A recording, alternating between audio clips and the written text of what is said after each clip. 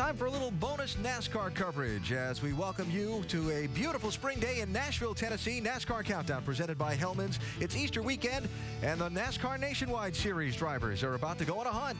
Not for eggs, but for one of the tour's most unique and desired trophies here at the Nashville Superspeedway in Tennessee.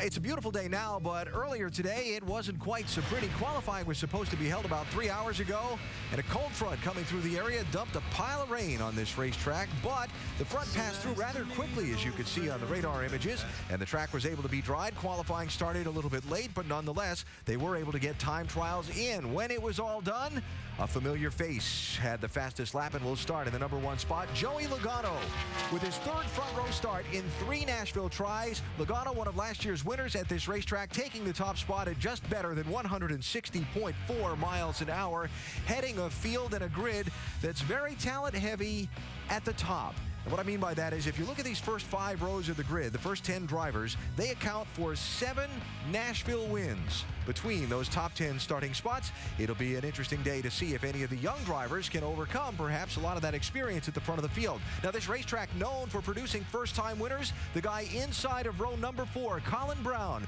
the young Texan driving for the Roush Fenway team, maybe trying to pull an upset today. We'll hear from him now. Let's go to the garage. And Alan, Colin had a great qualifying run earlier today on a very green racetrack. We saw how much of the rubber that was built up yesterday was washed off. What kind of a difference has that made now for the start of the race, you think? Well, I don't know if it's going to be a huge difference. You know, I think our number 16 Conway Freight Ford Fusion was pretty fast yesterday in the first practice. We worked on it, got it better in the second practice, and had a really good qualifying run. So I don't think there's going to be a huge difference in qualifying. I felt really similar. Now, this is kind of a funny question. Which is harder, asphalt or concrete? And by that, I mean, for a young guy learning tracks, which is more difficult? Well, for me, I think, you know, any racetrack we're going to with the Nationwide cars is always something new to learn. And, you know, I'm excited Nationwide's got their new Dash for Cash program here. So I think it's going to be a great deal for Nationwide Insurance. And hopefully we can be really good at this concrete racetrack because it sure is a lot of fun. Were you aware that this place can tend to produce first-time winners? I had heard that stat, but I've been trying to put that out of my mind and just focus on running good today. Seriously, is that getting in the way sometimes of trying to do just a basic good job? I think it does. You know, I think you can almost get overly excited about it, trying to win and trying to run good and get yourself into more trouble than good, really, by doing that. It's, you know, for me, being a competitive person like everybody is on this Conway Freight team, it's hard not to want to win every weekend, and you almost got to kind of, you know, walk before you crawl. All right, guys, you guys know Colin a little bit. What do you think? Can he get it out of his mind and just go race today? He'd probably be one of those that tell you, Dave, I was fine till you said it to me. Well, you can't walk before you crawl, too, man. But that's all right. Colin Braun going to drive that 16 car from 7th place on the grid. And welcome inside the ESPN pit studio here in Nashville. Alan Bestwick with former champion Dale Jarrett and Big Brad Daugherty, NASCAR team owner. We're all lined up and ready to go here in Music City, a place that's got a very long and storied history of NASCAR racing. Yeah, and I can't help but think of the late, great Marty Robbins. He loved to race at Nashville. He loved racing anywhere, but we were basically bringing the show to his hometown, and he just enjoyed it so much. But I also think about Sterling and Cuckoo Marlin, what they've done for this place, and think about Darrell Waltrip, all the races he won. Cale Yarborough, tough. You had to be tough at that old Nashville track. This is a great facility they've got here. It really is, and it has its own identity because we come here and we don't have a lot of the Cup guys that show up. So like you're talking about the first-time guys, and you know, it's a great, unique opportunity, and everyone's excited to be here, but we don't have all of the fanfare and all the stuff going on. Everybody just focuses on racing, and it's a unique event when it's on. Now let's talk about the young guys and the possibility of a first-time winner. We all like to see a guy get his first victory, right?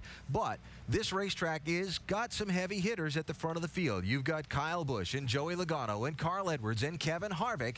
Can somebody like a Colin Braun outrun those guys and get that first win today? It's going to be very difficult. You know, we're very realistic down here. But, you know, you look at the young guys. You got James Busher and Colin Braun and Trevor Bayne and people like that who will have an opportunity to maybe get up there amongst them, as I like to say, and battle with those guys throughout the day. You're not going to look over and see Tony Stewart sitting on your right, you know, fender all day long. But they're going to have a tough time beating those guys. But they get to run with them throughout the day, and anything can happen. Yeah, who'd have ever thought Butler was going to be in the Final Four? So, NCAA. That's true. Yeah, anything can happen here. And, you know, you do have some very talented race drivers there. I think you look at Stephen Wallace, Trevor Bayne. These guys really have shown that they can drive these race cars. They know a lot about it. And I think they feel when they come here that this gives them a better opportunity to go to victory lane. Thinking back at your career when you were at a place where you felt like you had a chance to get that first win, relating back to what Colin Braun was saying just a minute ago, What's going through his mind? What was going through your mind then? Yeah, just as he was talking about there, I was very impressed with the young man to figure out the part that you have to be careful not getting too excited, thinking that, hey, this is my one chance. I really have to do everything to take advantage of that, but kind of keeping it in perspective. But you knew that, even trying to stay calm, you knew this was an opportunity for you, even if it wasn't a win, to come away with a really good top 5 finish. Yeah, you got to realize, too, you look at he and his teammate, Ricky Stenhouse Jr., they're in very good race cars, so there is pressure. These guys need to get up front and win a race just to keep, well, just let's be truthful, keep their rides. So what he said is one thing, but what happens when he flips that switch and gets in there with those guys is another. He's going to drive as hard as he possibly can, and if he gets a chance to sniff that lead and to be up front like we talked about, anything can happen. We'll see if a first-timer is able to overcome some of the experience in the field. Part of that experience includes the man who drives that 33 car, two-time series champ Kevin Harvick. We will talk with Happy Harvick in just a minute as we continue with our bonus NASCAR coverage on Easter weekend from Nashville Superspeedway. That one's got something on its nose there. Them cute little bunnies. Kevin Harvick starting second today in the NASCAR Nationwide Series race in Nashville. One of the former winners in this field. This race 2006, he started 7th, drove past Denny Hamlin and into victory lane for the victory that day. Big guitar trophy for Kevin Harvick. Vince Welch is with the two-time series champ now to talk about his prospects for another trophy guitar style today, Vince. That's exactly right, and not only has he been a winner here before, but he's won 6 times on concrete. You know, Kevin, a lot of guys talk about the feel of the car and so forth. How does it feel different on a concrete surface as compared to the asphalt, to the driver? Yeah, well, the last couple concrete races with the tire that they brought to the racetrack, the cars have felt really edgy, and we've had to change quite a bit from what we've had in the past. But our Armour Chevrolet was not bad in practice. We had a good night last night and carried over some things that we did in the truck race last night to today that we felt like we didn't do exactly right. And hopefully we can put ourselves in position to be there at the end and have a good day. Your truck program and the nationwide program are elite. Threats to win every time out. How are they complementing one another right now? Well, this year, more than ever, I mean, all the parts go back and forth between the cars and the trucks. We've really tried to make a big effort in making sure that everybody works together where they hadn't exactly done that in the past, and making sure all the parts and pieces are as close to the same as you can make them. So I think that's helped the truck program take off this year. Our nationwide program's been getting better week in and week out, and hopefully we can continue to get better week in and week out. So this group has been together now for a couple of years, and I feel like that's as important as anything that we've done. Kevin Harvick, always a threat to win. He'll start second today, Alan. All right, Vince, thanks. Kevin finishing second last night in the Camping World Truck Series race held here at Nashville under the lights. And as you heard him say, his team's working hard to work together to make sure information from that race transfers to help his team in this race. Kevin is a Sprint Cup Series driver. He's a team owner in the Nationwide and Camping World Truck Series. Got a lot going on. How easy and or difficult is it? You've owned your own race teams. You own a race team. How difficult is it to wear both hats? Well, it can be very difficult, but Kevin's done a really good job of this. And I was talking with him yesterday about his organization. And a lot of those parts and pieces he was just talking about, they make at their race shop. And they have a great machine shop. And I think that just shows the dedication he has for that. But it can be very difficult, but he's making it all work. Yeah, thank goodness I don't have to drive. We'll be fixing a lot of stuff. There's a lot of other people thankful for that too, but go ahead. But what we have to realize about Kevin, I've talked to him as well, is he is building his own race cars, his chassis, as well as his trucks. He's got a prolific organization going on over there, and I think that's some of the frustration we've seen with him in the Cup Series, because he is eventually, I do believe, going to take that program and that model to the Cup Series. He is the elite builder, but he's a racer just like all these guys. Any chance they get to come and win a race and to run up front and be competitive, they're going to show up, and he has great race cars and great people working his organization. There's no wonder he's here today.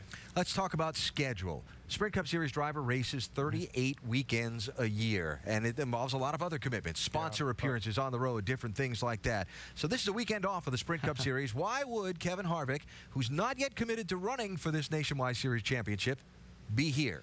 I asked that very question yesterday in our conversation, just like that, Alan. You know, he could have had some time off. He says he likes to stay in the groove, kind of. He wants to keep the rust knocked off. He feels like that if he's not out here this weekend, then it'll hurt him as he goes to Phoenix next week. It'll take him a little bit more time to get in the groove. Yeah, wants to stay in that rhythm. And I don't think people have any idea of what these guys go through throughout the week. I mean, it is just remarkable to see what these guys have to do sponsorship-wise and appearance-wise and demand-wise before they even get into these race cars. So So I understand what he's saying, though. He wants to keep that rhythm. So when he gets back to running full time and we go back to the double races, he is in a rhythm and he's not lost. Makes sense. Kevin Harvick starting second today here in Nashville in pursuit of another trophy and another trip to victory lane. Now lined up right behind Harvick on pit road, that number 12 Penske Dodge for Justin Allgaier. Last we saw him, he was celebrating his first NASCAR Nationwide Series win. That was a couple of weeks ago across the state of Tennessee. We'll talk about a potential Easter celebration. They need to get leashes on them things.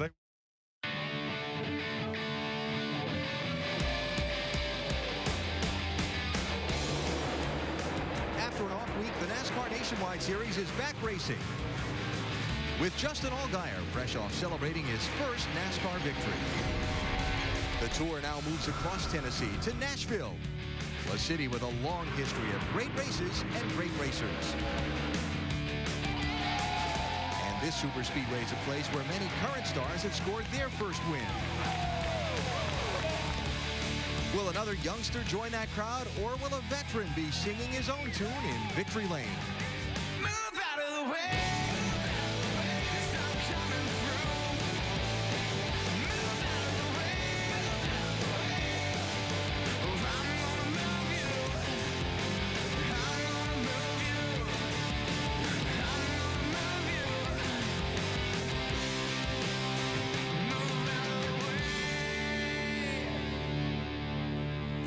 ESPN welcomes you to NASCAR Countdown, presented by Hellman's from the Nashville Superspeedway in Lebanon, Tennessee. Early morning rains have given way to a beautiful, wonderful afternoon on Easter weekend, and 43 cars are lined up and ready to roll 300 miles around this mile-and-a-third track, all in search of one of the most unique and desired trophies in racing, the Sam Bass painted Gibson guitar, custom made for each race, only one of them. That will go to the winner at the end of today's 300 miles. Now, a guy who's got a collection of those Gibson guitars is Carl Edwards. Edwards has won 3 of these NASCAR Nationwide Series races here at Nashville Superspeedway, more than any other driver. He did it in the summer race in '06 and then swept the 2007 races here, both the Easter weekend race and the one later on in the summer. And Edwards, the championship leader in the Nationwide Series coming into today, 2010. He's got a great starting spot after late morning qualifying. He lines up on the outside of row number 2. Dr. Jerry Punch is with Carl Edwards. And you just mentioned the points leader has won 5 times on concrete tracks, including 3 in a row here. But not only winning, Carl, in 9 trips to this track, you have 8 top 5 finishes. How that good is that? What is the key to being so good here at Nashville? Well, it's having really good race cars. You know, we've got this this really great Valvoline Ford Fusion today, and it's so cool. I walked up yesterday, and it's I saw this paint scheme, and I thought, man, that's cool. I get to drive that race car. You know, it looks like Mark Martin's car that he won so many races with. And the trick here is to have a really good crew chief, have a really great car, because this track is really precise. If your car is good, it makes you look like a hero. And today, I think our car is really good. Now, the little help from you and Jason Leffler, Goodyear developed a new tire here. It's supposed to rubber up this racetrack. How's that going to impact the race we're about to see? Well, I was talking to one of the NASCAR officials about that. I don't know if the track's really going to rubber up a lot. It's not going to visually rubber up, but I noticed in practice yesterday, you know, if you watch the in-car cameras, I don't know about everybody else's, but mine, I mean, I could steer the car around the racetrack with the rear tires. You know, you could slide a lot. And that's really cool to be able to do here. It's been unforgiving in the past, but Goodyear's, I think, has done a really good job with the tire. Hey, good luck today. Thanks a lot. Well, and Carl Edwards starts on the outside of row 2 alongside the series' newest winner, Justin Allgaier. Doc, the last time we saw this NASCAR Nationwide Series in action was 2 weekends ago at Bristol, Tennessee, and that young man, Justin Allgaier, the 23-year-old from Illinois, was celebrating after driving a Penske Dodge into victory lane for the very first time. We are at the Coliseum of Concrete, Bristol Motor Speedway in East Tennessee. Justin Allgaier has been nothing short of amazing, but Allgaier will have to come from deep in the field. Pole sitter Brad Keselowski up on the high side, and we are green. Yeah, it looks like the longer they run, the better Brad Keselowski's car gets. Allgaier, strong run out and clicking off some pretty good laps. Get yourself in a rhythm, get comfortable, pick them off. Team Penske running 1-2. Steady work there, Justin. Just use your head, bud. Look at the captain. The expression never changes. Be patient, man. Be the man. He's got a good run off turn 2. Whoa, and he runs up on him, and can he close it? He does. He takes the lead. You're the winner, baby. Yeah, baby. Yeah. That's what I'm talking about right there, boys. You guys are awesome. His first win in his 43rd start. And the captain goes 1-2 for the first time in the Nationwide Series. with it being an off weekend last week, he's had 2 weeks to relish that win. Now, I have to ask you, how does winning at Bristol like that help you in today's race, especially at a track where your crew chief tells me it's your Achilles heel? It really is. Last year we came here, and the Verizon Dodge guys did a great job all year last year, but I just seemed to really struggle with this place, and qualifying was probably the biggest struggle we had. And so to come out of Bristol with just an awesome finish and to come into here with that confidence, it built into not only coming off the truck well and having a strong race car, but to qualifying well. We qualified third. And honestly, when we were sitting second, Chad said we were P2 on the radio, and I said, that's great, but I hope somebody else beats us. I said, not many times when you want somebody else to beat you, but glad to start on the inside, and hopefully we can get Verizon in victory lane 4 weeks in a row. We've gotten them in victory lane at Bristol, and then my teammate Will Power got them in 2 weeks, and it would be an honor to get them back into victory lane. We saw the finish there at Bristol. It was you and your teammate Brad Keselowski 1 and 2. How much has having Brad Keselowski in a second car helped you in your success this year? Well, I think that the success is obvious from the way we've been running this year, and having a teammate like Brad, which has the knowledge and the skills to come in and be very competitive, and then to also add the crew and crew chief that they have over there. I think it really adds a lot to our team and adds a lot to both teams, and so we feel like we work really well together, and I think that's just helped not only from our perspective, but from a team in general, all the way through at Penske Racing, and having the extra cars and the extra manpower. So we're excited about it. 1-2 last week, or a couple of weeks ago at Bristol, and hopefully we can go into here, and we'd love to get a 1-2 again. All right, Justin Allgaier, our in-race reporter. If you want a chance at asking him a question, log on to ESPN.com, keyword Ask the Driver. Alan? And Jamie Allgaier starting third today. Terrific win for Allgaier at Bristol last race. And we come here to Nashville, which is a track that's got a great history of producing first-time winners. 7 times a driver scored his first nationwide series win here at Nashville. A list of now very familiar names. For some of those drivers, the win here was a big turning point in their careers. We wonder if that will happen again today for someone else.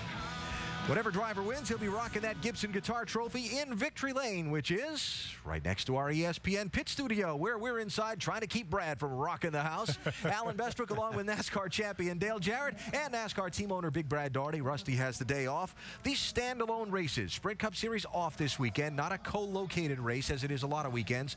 How's the mentality different for the drivers and teams at a standalone? Well, obviously we don't have the multitude of Cup drivers in the field, so it alleviates some of the pressure of having to race all day and look over and see Tony Stewart right here or Clint Boyer right there. Now, the drivers we do have from the Cup Series are very, very good. They're at the top of the board. But it gives you an opportunity as the day goes on to maybe get up there and race with those guys a little bit. Run wheel to wheel with Kevin Harvick. Build some confidence. If you stick around all day long, you might even get a break and get to victory lane. Yeah, I always thought that was important. If I could just run with those guys as I was trying to come through the Busch Series, that I could run with them and learn more, because those guys were in the Cup Series for a reason. And so that's where I needed to learn. Good. So this was an opportunity. You didn't necessarily have to win the race. You could just learn something that day. Yeah. Now let's talk about Justin Allgaier and that Bristol win. A 1-2 sweep for Penske Racing. We've all been very impressed with the start of the season that Penske's had. Yeah, very impressive. I really wondered if this organization might struggle a little starting that second team, knowing Brad was coming over there, obviously with a lot of talent, but could they put people together that they needed to make this work? And it's obviously working great for both of them. Yeah, when they unloaded at Daytona, they were really, really fast. You notice these race cars seem to have a ton of horsepower and good aero. And I tell you, I think Justin Allgaier and Brad Keselowski have similar temperaments and driving styles. This young man, Justin Allgaier, is a very talented race car driver. Throughout his career, though, the past couple of years, I've noticed he's got himself in a lot of skirmishes. He's a tough, aggressive driver, and if he can get it and make it last to the end of the race, he can win, and he can win here today. Watch for the Penske posse to be strong today. Allgaier starting in third position, and Brad Keselowski in that 22 car lining up fifth. Now, Keselowski finished second in that Bristol race a couple of weeks ago and scored his first nationwide series win at this track in 2008. When we continue, you hear from Brad on his image, his run-ins with other drivers, there is always give and take in racing. Will always be, and there's nothing wrong with give and take. But you can't confuse give and take with allowing yourself to be bullied. That and more on NASCAR Countdown, presented by Hellman's. Look at that, that chicken's getting a ride. NASCAR Countdown is presented by the mayonnaise that's real and delicious, Hellman's. As mentioned, Brad Keselowski is one of the first-time winners here at Nashville. He drove Dale Earnhardt Jr.'s 88 car to victory lane in June of 2008 to get his hands on the Guitar Trophy. A big win that night for the Michigan native. The 26-year-old from Michigan has been on quite an interesting ride over the last few years, going from a short tracker struggling for money in Michigan to having a Sprint Cup Series ride with Roger Penske in a relatively short period of time. Along the way, he's won his share of fans and ruffled a few competitors' feathers, too. Here's Brad Keselowski in his own words. I feel like I'm proving myself every time I get in a race car. And when the day comes, I don't feel like I have something to prove, that's when I'll lose interest in the sport. I think that there are two different personalities that I carry, and they come out in different ways. I still have that quiet side. In my private life, I don't mind not being the center of attention, but the racing world brings out like that next step in me, that step that is confident, passionate, but you have to know how to let that fuel you. Yeah! If you drove with emotion all throughout a race, trying to get 100% every lap, you're gonna knock the wall down at lap 30 and nobody's gonna know who you are. They're just gonna laugh at you. When I first got into running the Nationwide car, or even in the truck series, I got pushed around a lot. I found that when I stopped allowing that to happen, I became more successful. If the penalty for being too passionate is, making a few people mad along the way, I would much rather take that than take the thought of, I didn't care. Oh, he turns Hamlin. Gets into Hamlin. Look out. Remember, these guys have history from before. There is always give and take in racing. Will always be, and there's nothing wrong with give and take. But you can't confuse give and take with allowing yourself to be bullied. But Keselowski's team is mad at the 20 team for swerving into him. A lot of heat right there. I feel like I have an appreciation for my competitors and a respect for them that sometimes they don't see. If you're always worried about the respect of your competitors, you're never going to be able to run up front, to be able to win, and you're not going to be genuine to yourself or to your team. Of course I care what people think, absolutely. I don't want to make my competitors angry, but at the same side, you have to understand that the only time they're going to be happy with you is when they're beating you. Big time crash there for Brad Keselowski. I think this was Carl Edwards' payback for what happened earlier in this race. There's a part of me that looks at Atlanta and thinks of it as collateral damage to an attitude that I have towards racing. I think we probably won't have as many run-ins now as we've had in the past, and that's a good thing. To say that I had it coming any more than any other race car driver, I think is probably not an objective view. We're all looking out for our own well-being. So to go out of your way to ruin somebody else's day is to completely sacrifice your own well-being. When you are willing to tear down your own house just to try to get to somebody else's, that is the epitome of defeat. There is no doubt in my mind that the way that I'm doing things in this sport is the hard way. But I feel like it will pay off. It might not pay off tomorrow or this year or even the year after next. But I feel really good that it will pay off in the long run. To have the fans, approval or enthusiasm makes me feel like it's worth it and adds its own swagger to you. Like, everything along the way that I did made it worth it. And I carry that with me. I think that's been a large part to the confidence that I have. I don't think I want to be like all the other drivers.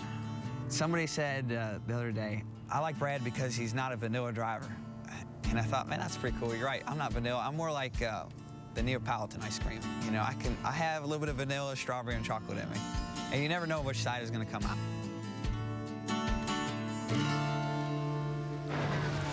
It was only 2004 when Brad Keselowski made his first start in a NASCAR National Series race. His Nationwide Series debut came in 2006, not that long ago. The big break was when he got a shot in Dale Jr.'s 88 car in late 2007. From there, it's been a Nationwide Series win, a Sprint Cup win. Fair to say he's now an established contender at NASCAR's top levels. I was very interested to hear Brad say in that piece, there's no doubt I'm doing things the hard way.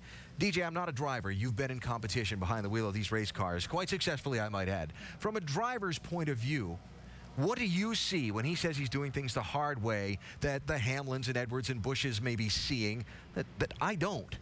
Well, I think that the problem is that with a few of these guys that he's had run-ins with the same people a few times, and that's what some of these drivers, I believe, get a little bit agitated with. Is they're the ones, it seems just a select few that are kind of bearing the brunt of Brad's sometimes over-aggressive driving in their minds, and that's all I see. But everybody goes about this in a different way, and there's different ways of being successful, and obviously we wouldn't want everybody to be the same out here, and Brad Keselowski's doing it the way that he feels he needs to get to the top, and might I say he's doing a terrific job at it. Yeah, and the thing there showed how quickly he's risen up into the Cup level. Yeah. I think the one thing we have to realize is that Brad is very talented, and with his aggressive driving in the Nationwide Series, he gets away with a lot more because he's able to advance himself a lot quicker than he does at the Cup level. At the Cup level, when you're running back in that 14th, 15th to 20th position, these are still some of the best in the world at what they do, and it's a little bit more difficult to push and shove and to advance yourself. There has to be give and take because you're going to have to be able to race with these people eventually to get yourself to victory lane. I've known Brad a long time. His brother Brian, his dad Bob, these are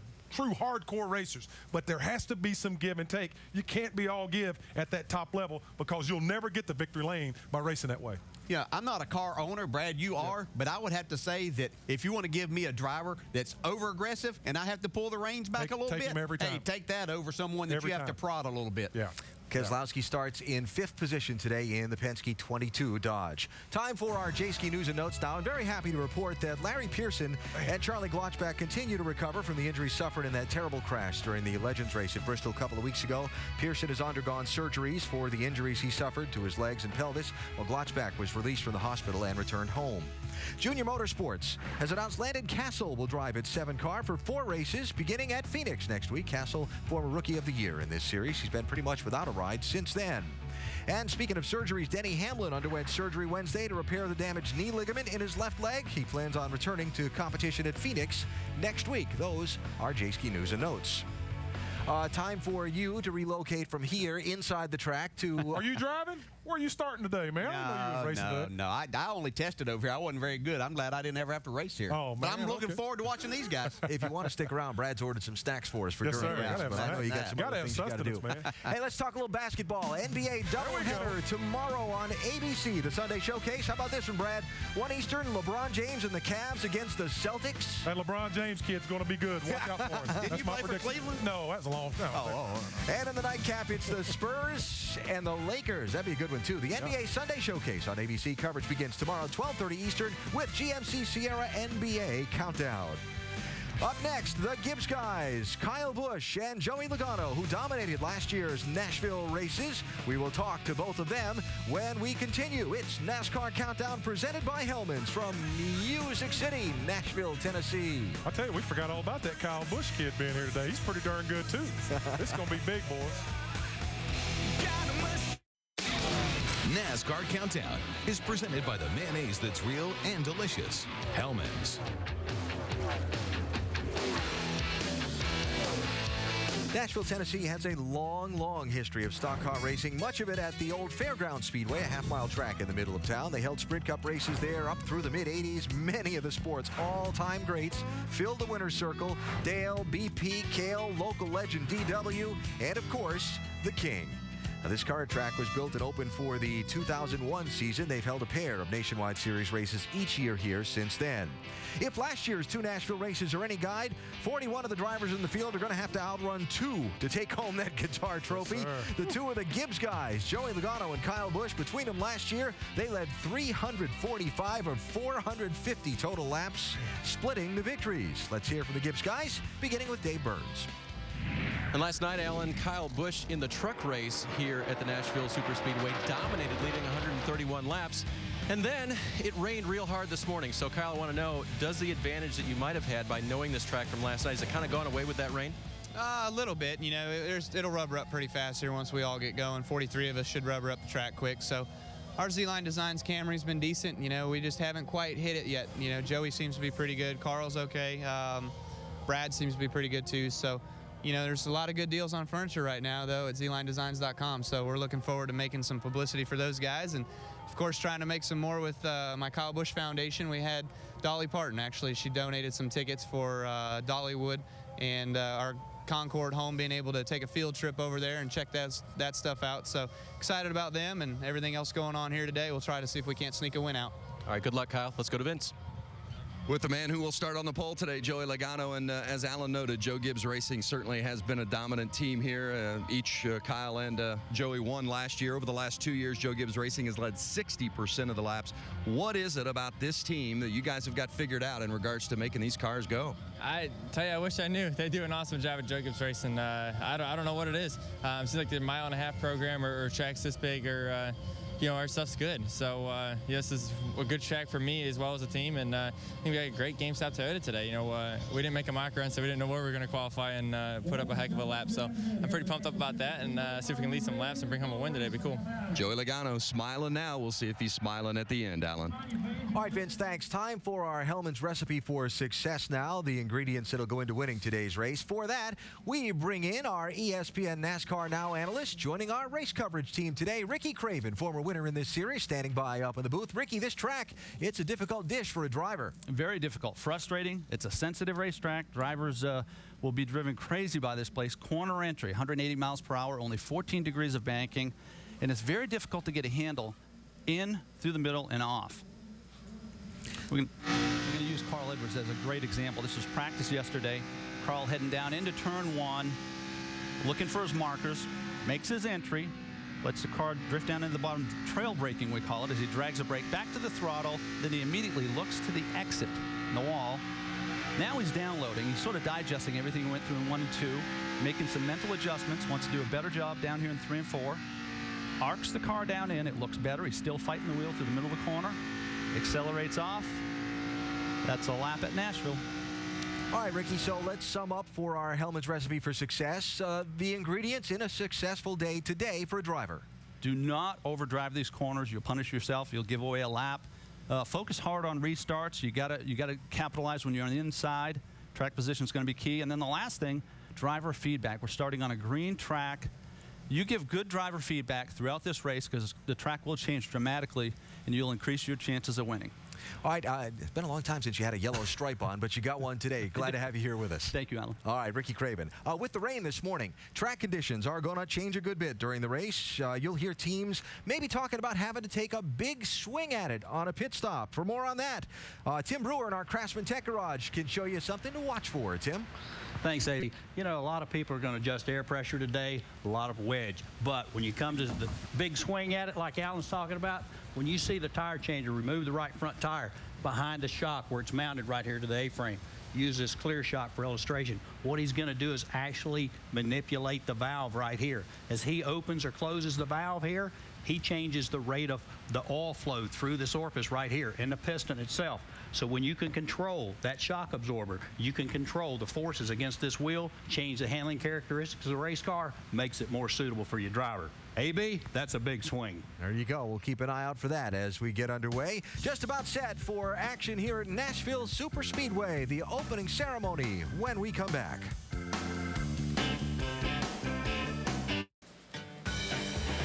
Doesn't take long when you hit town in Nashville to understand that the music business, and in particular the country music business, is the star of the show here. From the famous venues like the Grand Ole Opry to the clubs and even the street corners, there are stars and hope to be stars everywhere, picking and grinning. And here at Nashville Superspeedway, a lot of racing stars and hope to be racing stars ready to play their tune, the sound of 700 horsepower. Ooh, I like that. Sweet sound it is. Yes, sir. Yes, sir. Getting ready to begin singing its song here at Nashville Superspeedway. 300 miles around this mile and a third track. That just a few minutes away. After some morning rains, the skies have cleared. It is a beautiful afternoon here, and we are almost set to get started. First, though, we've got another song to play as we go trackside for the opening ceremony. And now, ladies and gentlemen, please welcome the Nashville Recruiting Battalion of the United States Army, who will be presenting our colors today. And with our invocation, Jeff Avaduti from the West Hills Baptist Church. Let us pray. Gracious Heavenly Father, before the engines start their roar, Lord, we bow silently and humbly before you. I give you all the glory, for it is only by your grace that we are here. I ask for your bountiful blessings and safety over the race and the racers about to begin. Father, let us not forget those who continue and have fought and served for this country, the greatest country in the world. These men and women sacrifice more than most of us will ever know. Heavenly Father, we thank you for the opportunity to live in a free nation, to be here, and to be able to enjoy the race. For in your Son's name I pray, amen.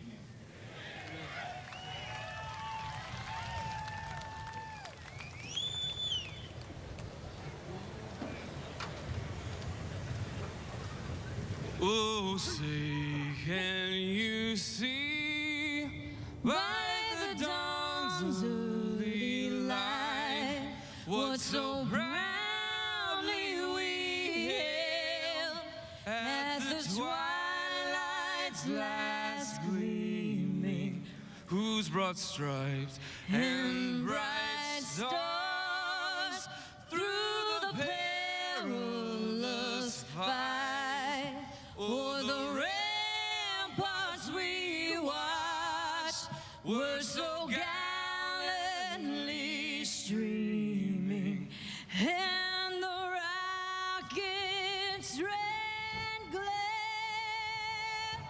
the bombs bursting in air gave proof through the night that our flag was still there. Oh, say does that star-spangled banner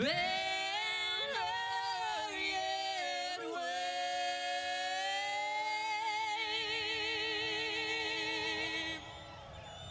Oh, the land of the free and the home of the brave.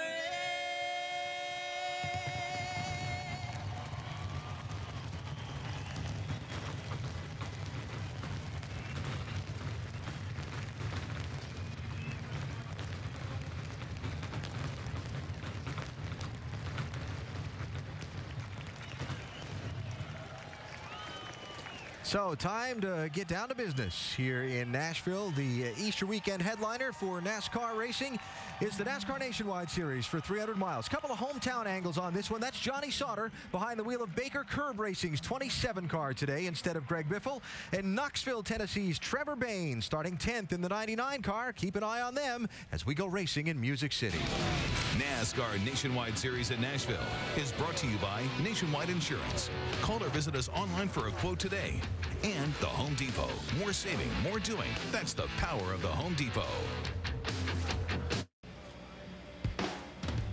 ESPN's exclusive coverage of the NASCAR Nationwide Series today with the 5th race of the season, 300 miles at the 1 1/3 Nashville Superspeedway. A morning rain shower delayed qualifying, but the track is dry. It is a beautiful Easter Saturday afternoon for 300 miles of competition.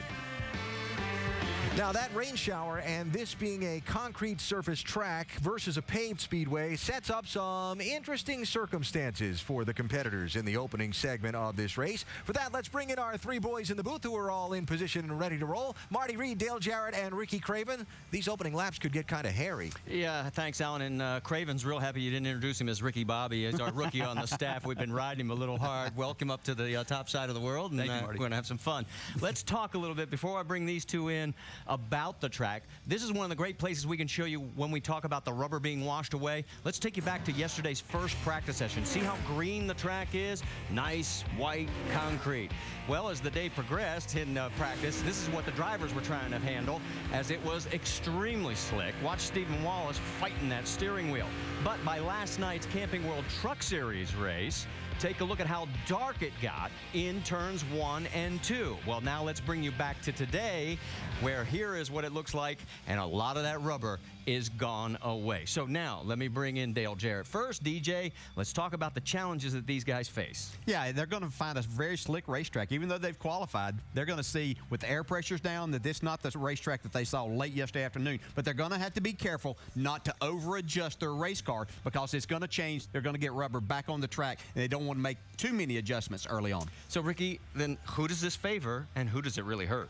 Kevin Harvick, Carl Edwards, Kyle Busch, because they're veterans. And what's that mean? They got experience. Experience shows up in this situation where you can distinguish between the track being the problem or maybe the car being the problem. Are there other guys than what he mentioned that we should keep an eye on today? I'm going to watch our in-race reporter, Justin Allgaier. You know, confidence and momentum are great things to have on your side. These guys won the last time out. Well, he is the best qualifying effort he's had all year in that number 3 starting spot. Is there somebody you want to keep an eye on? Oh, I like history. I'm going to take Carl Edwards, and I also like that throwback paint scheme. Well, he hasn't won here since 2007, that being Carl Edwards, but he does have 3 wins here in that now Valvoline-sponsored Ford for this weekend's race. As final preparations are being made, as Alan pointed out, look at that crystal clear sky. And yes, you probably saw the shots of the grandstands. Not the biggest of crowds that we've ever had at Nashville, but they will be enthusiastic as we go trackside to get this one underway. And now for those most famous words in motorsports, Big Machine Records recording artist, Steel Magnolia. Drivers, start your engines. Crank them up, gang. There you go, ready. Crank it up with your eyes. Crank it up. Fired up. Fired up. About the RPM on the dash, minimum and maximum. Right. Sir, 10-4. I think I got minus.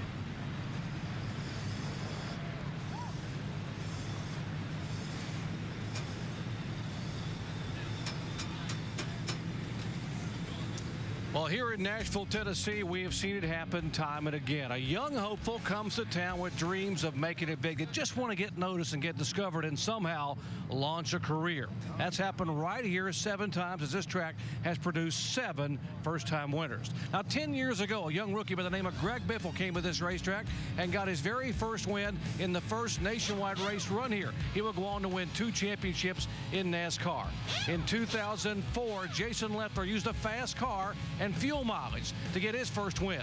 A year later, Clint Boyer would repay the fact that he was discovered here in an ARCA race in 2003 to win in the nationwide car in 05. And in June of 2008, Brad Keselowski followed in the footsteps of his famous father as a NASCAR winner. Now, what does all that mean here today? Well, if you're one of the 23 drivers in this field today who have never won a NASCAR nationwide race, say like a 19-year-old Trevor Bayne, you're saying to yourself right now, you know what? At Nashville Superspeedway, today is the day. Marty?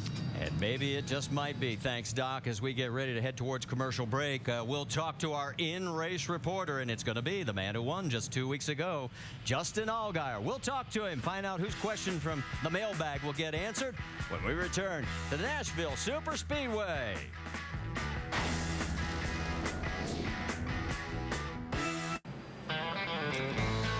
Well, qualifying was a little late getting started, but it didn't hurt Joey Logano as he picked up his second pole and third race at Nashville. He's won 3 times when he started on pole in his career.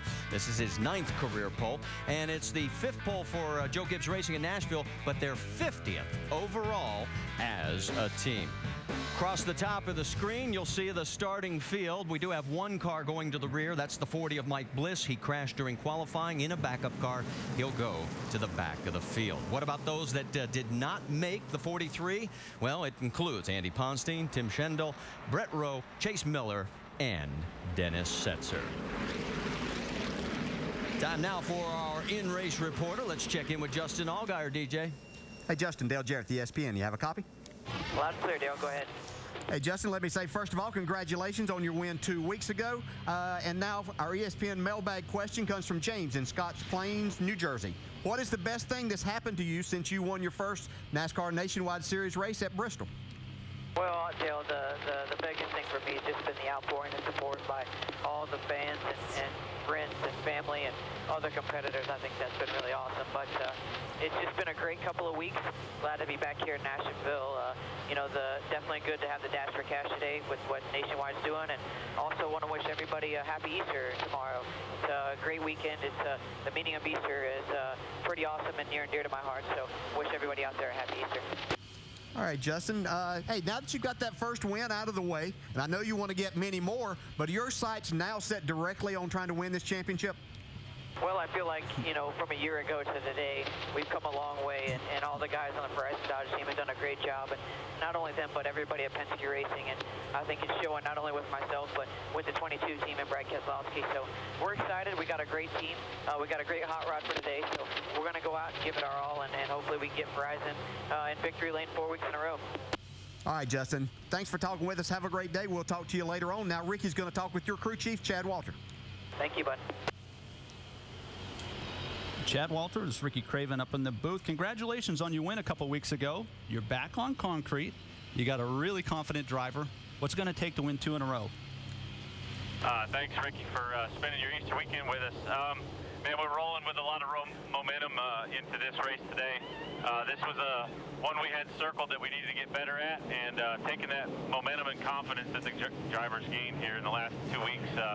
I think if we just stay up there and keep our track position, have good solid pit stops, and get a little good driver intuition into it, we'll be all set for maybe a second win. All right, thank you. Good luck today. All right, let's check in on our other onboards. So we've already talked to Justin Allgaier. He's carrying one of the cameras, along with Ricky Stenhouse Jr. with the City Financial Ford, Kyle Busch in his Toyota, Kevin Harvick with Nationwide Insurance, Jason Leffler with the Dash for Cash Nationwide Insurance cam, Carl Edwards with his Ford camera, Stephen Wallace with 5-Hour Energy, and Kelly Byers with the Suave for Men onboard camera. Our over-the-wall man is going to be John Reese. He's the jack man for the 27 at Johnny Saunders. First time for him over the wall this year, and he's also doing double duty as a car chief with some inexperienced crew members. So what's the biggest challenge you're going to face today, John? Well, you know, the biggest challenge was getting all the Nashville fans to come out to see this hometown team of Baker Curb do some good deals out here today. So that was the biggest challenge, but other than that, it's all been pretty good. All right, we're going to let you focus in because they're in turn number 3 as we're coming to the green flag. 225 laps. Pit road speed is 45 miles an hour. Go faster than that, you're going to get busted. Lights out on the pace truck. A very green racetrack after the morning rain showers. Pace truck turns down off of turn number 4. And all of a sudden, he comes back up, and so gave us a little fake. That's the first time the pace truck's ever given us a fake.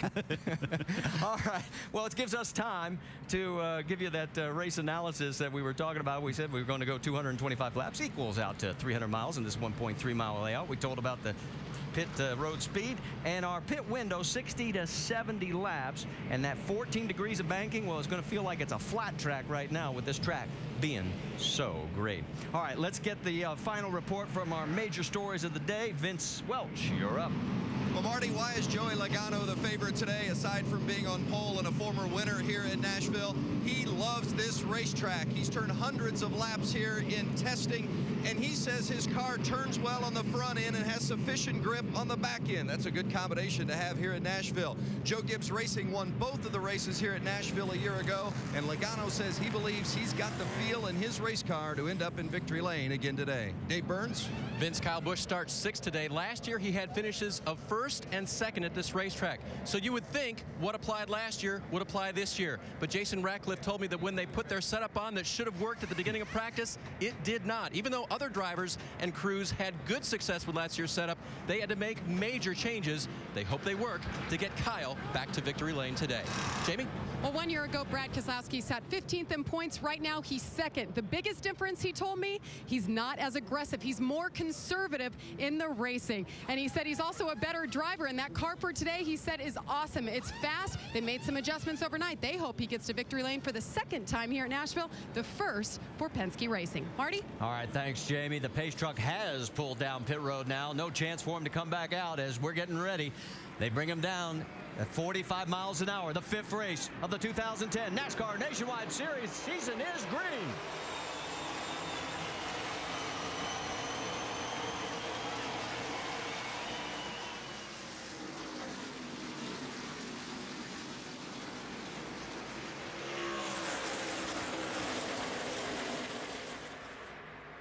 Joey Logano gets the early lead. Take a look a little bit further back. You got 3 wide action going on. The 66 of Stephen Wallace. Scott Lagacy in the 43. Now they calm down and get into at least side by side. This is 300 miles, right? Yeah. I thought so. Well, did you see the little message Joey sent to Kevin Harvick at the start of the race? He sort of ran him up a little bit right at the start, at the drop of the green flag. Remember, they had some, an altercation when he got dumped. Basically, Harvick dumped him back at Bristol. Yeah, you see a lot of these cars sliding when they get into the corners right now. There's just not going to be a lot of grip to be had right now, Ricky. These first 20 laps, Dale, the outside lane is probably as good as the inside lane. It's just a long way around. There's no grip anywhere. Yeah, but do you want to be on that high side? Because if the guy on the low side sort of slides up, you're going to be the one going to the wall. I don't think there's any future in it, but they're doing it. Well, there they are, as you can see Reed Sorensen in the 32, as he is side by side with Stephen Wallace. That is a battle for 9th on the racetrack. Oh, and it got turned. That's John West Townley. He's going around. Gas up, gas up. We're all good, guys. Left first corner. John just said still. On lap number 3, we've got our first caution. All right, fired up, bud. He was running 12th at the time. And I couldn't tell for sure if he got help or if he just got loose. Yeah, he was up in that higher lane, so I'm not sure that he got some help. Did you say that, Rick? Dale, he looked to me like he just got loose, and that's an example of him exceeding the track, the limit of the track, not necessarily the limit of the car or the tires. See, he's actually down the bottom. I just caught him whenever he'd moved up the racetrack, but he started getting loose right in the center, just as you said, trying to power back up, and back of the car just wasn't ready for that. Boy, Colin Braun does a nice job of slowing down, but he loses about 12 positions in the process. It honestly feels awful right now. These first two dozen laps are going to feel miserable, and there's always a victim. Just you said, Marty, Colin Braun did an excellent job right here. You can see he's in the throttle right there and sees that car right in front of him. Does a good job of stopping. So the good news is Colin's car is in one piece. The bad news is he's lost about 12 spots. We'll reset it for you when we come back to the Nashville Superspeedway here on Easter weekend.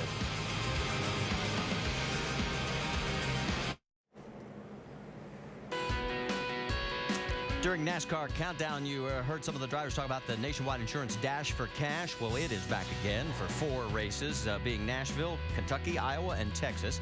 And drivers have to compete in every 2010 Nationwide Series race to qualify. $25,000 to the race winner in each of those 4 races. The money can carry over, but if a race winner is not eligible for the $25,000, like we said, it rolls over to the next race. The only driver not eligible in this race is Joey Logano. Now, there's a $75,000 year-end bonus for the driver with the highest cumulative points of those 4 races, but there's a new twist to that, and I think it's a good one. If you drive more than 7 Sprint Cup races, you're not eligible for that year-end bonus. So that means it's going to go to a nationwide-only driver. Yeah, and that's the way it was set up for and exactly what should happen. All right, and there was a fun event Friday, and Nationwide Insurance had a cash money grab machine for charity for the Second Harvest Food Bank. And look at these guys, Justin Allgaier, Carl Edwards, Kelly Byers, Brad Keselowski. They all were trying to stuff as much money as they could into their uniforms so that they could then turn it over to Second Harvest Food Bank. And I never did get a tally on how much actual cash those guys ended up stuffing, but they had some fun, and we're glad we were able to pass it along. All right, let's reset it for you. Joey Logano, still your race leader. It looks like he has selected the inside lane again. Then Kevin Harvick will be right alongside. Brad Keselowski is now up to 3rd. Justin Allgaier 4th. Kyle Busch 5th. Then it's Edwards, Lagasse, Michael Annett, Stephen Wallace, and Reed Sorensen rounding out your top 10. I think the inside will be a trend, okay? I think that's going to be most of the day. Yeah. You know, it's funny, and we've talked so many times about drivers that have problems in previous race, how many times they start side by side, and we didn't get this in before. There are Harvick and Logano right there again. And keep an eye on it again. See if he runs him up a little bit towards the wall to give him that good line going down into turn number 1. They slow, they get the green flag. We're back racing at Nashville Superspeedway. Here he comes up. Oh, he's already cleared him. Yeah, he didn't give Harvick a chance to even be on the outside of him that time. Great restart.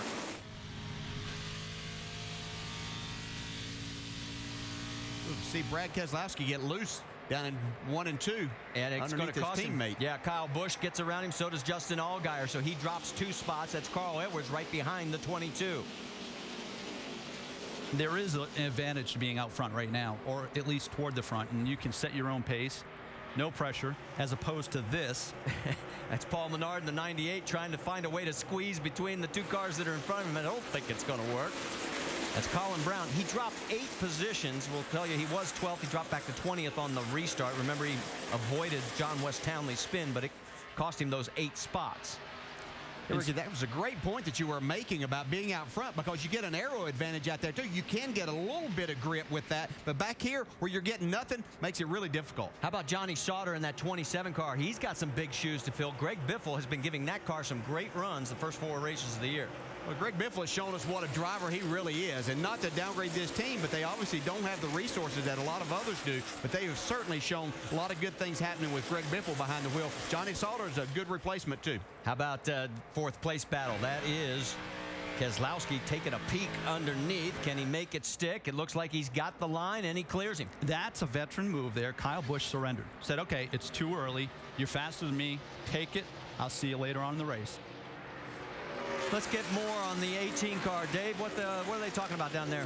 Well, guys, I don't know if we're going to get a chance to hear from Kyle on the radio here or not, but he's got a very tight race car. The thing that he would like to do, he explains in this transmission. Guess what? Yep, get down into the corner now and lose the nose. Lose it landing and chatters the front.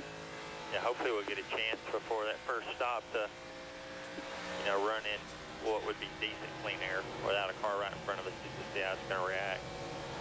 The big deal is decent, clean air. So if he gets passed by Brad Keselowski, not only does it put him back a position, it limits the time that they'll have to evaluate that car out front, which would be the cleanest and most precise way to evaluate what the car is doing.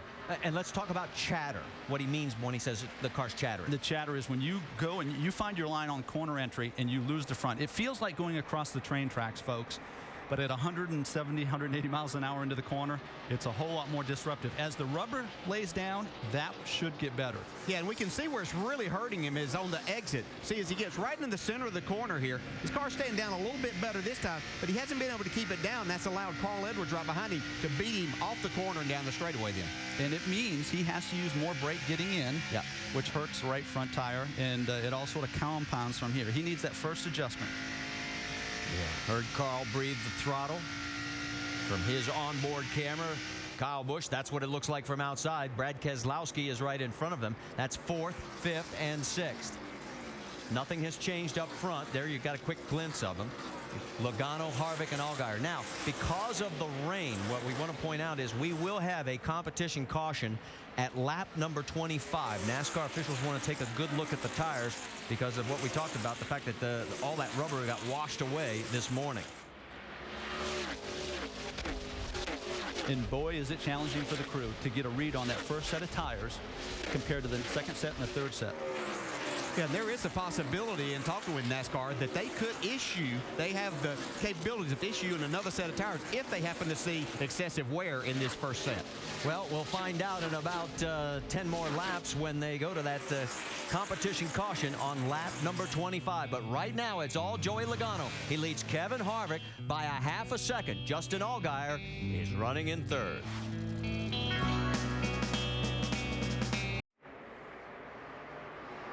Welcome back to the NASCAR Nationwide Series here at Nashville. Make sure to go to NASCAR.com for all your latest NASCAR information. Lead is tightened up, as you can see, between Joey Logano and Kevin Harvick, almost nose to tail. While they're continuing this quest, let's talk about what we're going to be doing next Friday as the NASCAR Nationwide Series moves to Phoenix. We'll have qualifying at 5 Eastern on ESPN2, and then the race will be at 9 Eastern, also on ESPN2. And then also we have drag racing, the O'Reilly NHRA Spring Nationals from Houston, qualifying next Saturday at 11 Eastern and Sunday at 8 Eastern with the finals. All of that on ESPN2. And it is getting more interesting. Here comes Kevin Harvick. The last time these two were in this position was 2 weeks ago. The battle for 5th, going to the wire at Bristol, Tennessee, and Harvick dumped him. Dale and I were talking during the break. This is an interesting scenario because the situation then, Harvick thought he was being chopped, meaning that the driver leading, Joe Logano, was giving him no consideration. There's no time for that right now. Yeah, but Joey's in a situation right here early in the race. No reason in holding Kevin up. He's running down a little bit. But if he lets Kevin go, does that send a signal that, hey, Kevin won at Bristol by moving him out of the way? So in a tough position. That's exactly how drivers think, isn't it, Dale? Well, and we've talked about it. A lot of people went up to Joey and said, man, if you don't start pushing back, these guys are going to push you right off the track.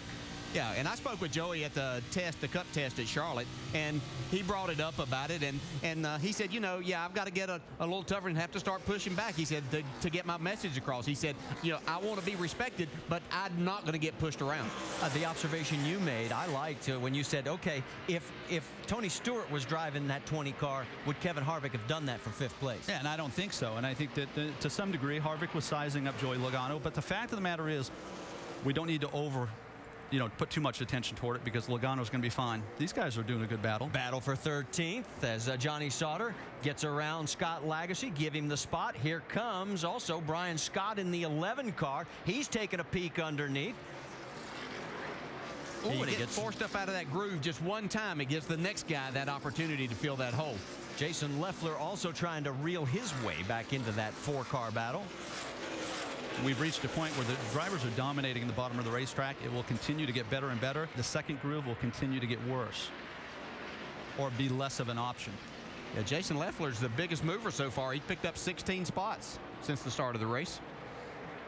Leffler is now in 16th after starting 32nd. Coming up on lap traffic, that's Derek Cope in the 73, about to go a lap down. Mark Green, we can tell you, is 1 lap down right now already. He's the first. We've had nobody pull off as far as starting Parks.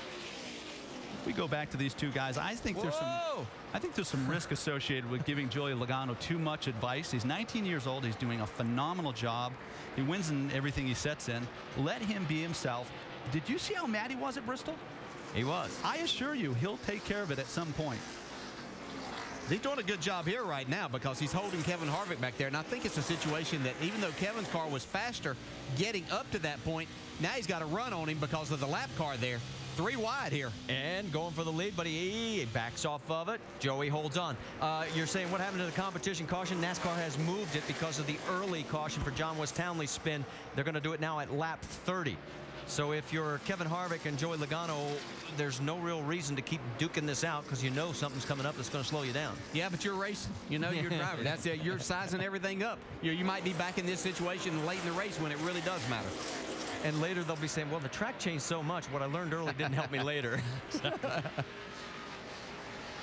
Right now, Joey Logano, he's coming up on the 56 car of Kevin LePage. That will give us 39 cars on the lead lap. And look at Johnny Sauter going around Trevor Bayne for 12th. A team like this can really benefit from that success they had with Greg Biffle in those first 4 races. Johnny Sauter, a very capable driver getting in there, and I think they can just build on that momentum and confidence that the whole team has. On top of that, how big a boost would it be to run as well as they have with 2 different drivers? Yeah. Let's get more on the 27, Jamie Little. Well, they definitely have a solid foundation coming into this race with Johnny Sauter. And the great thing for Johnny is he's worked with crew chief Ricky Byers. They worked together back in 2002, and he said they didn't skip a beat. They went out in first practice, and they could not have been happier. Their goal for today's race is to come out of here top 10 in points. They're 8th coming in. And remember, guys, after this race, the points reset.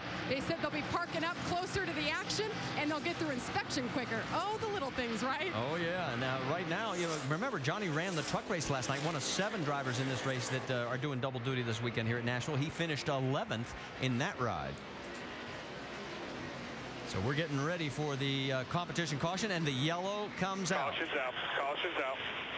So Joey Logano has led all 30 laps, although Kevin Harvick did give him a run for his money there at that one stretch. It will be Harvick 2nd, Allgaier 3rd, Brad Keselowski 4th, Carl Edwards rounding out your top 5.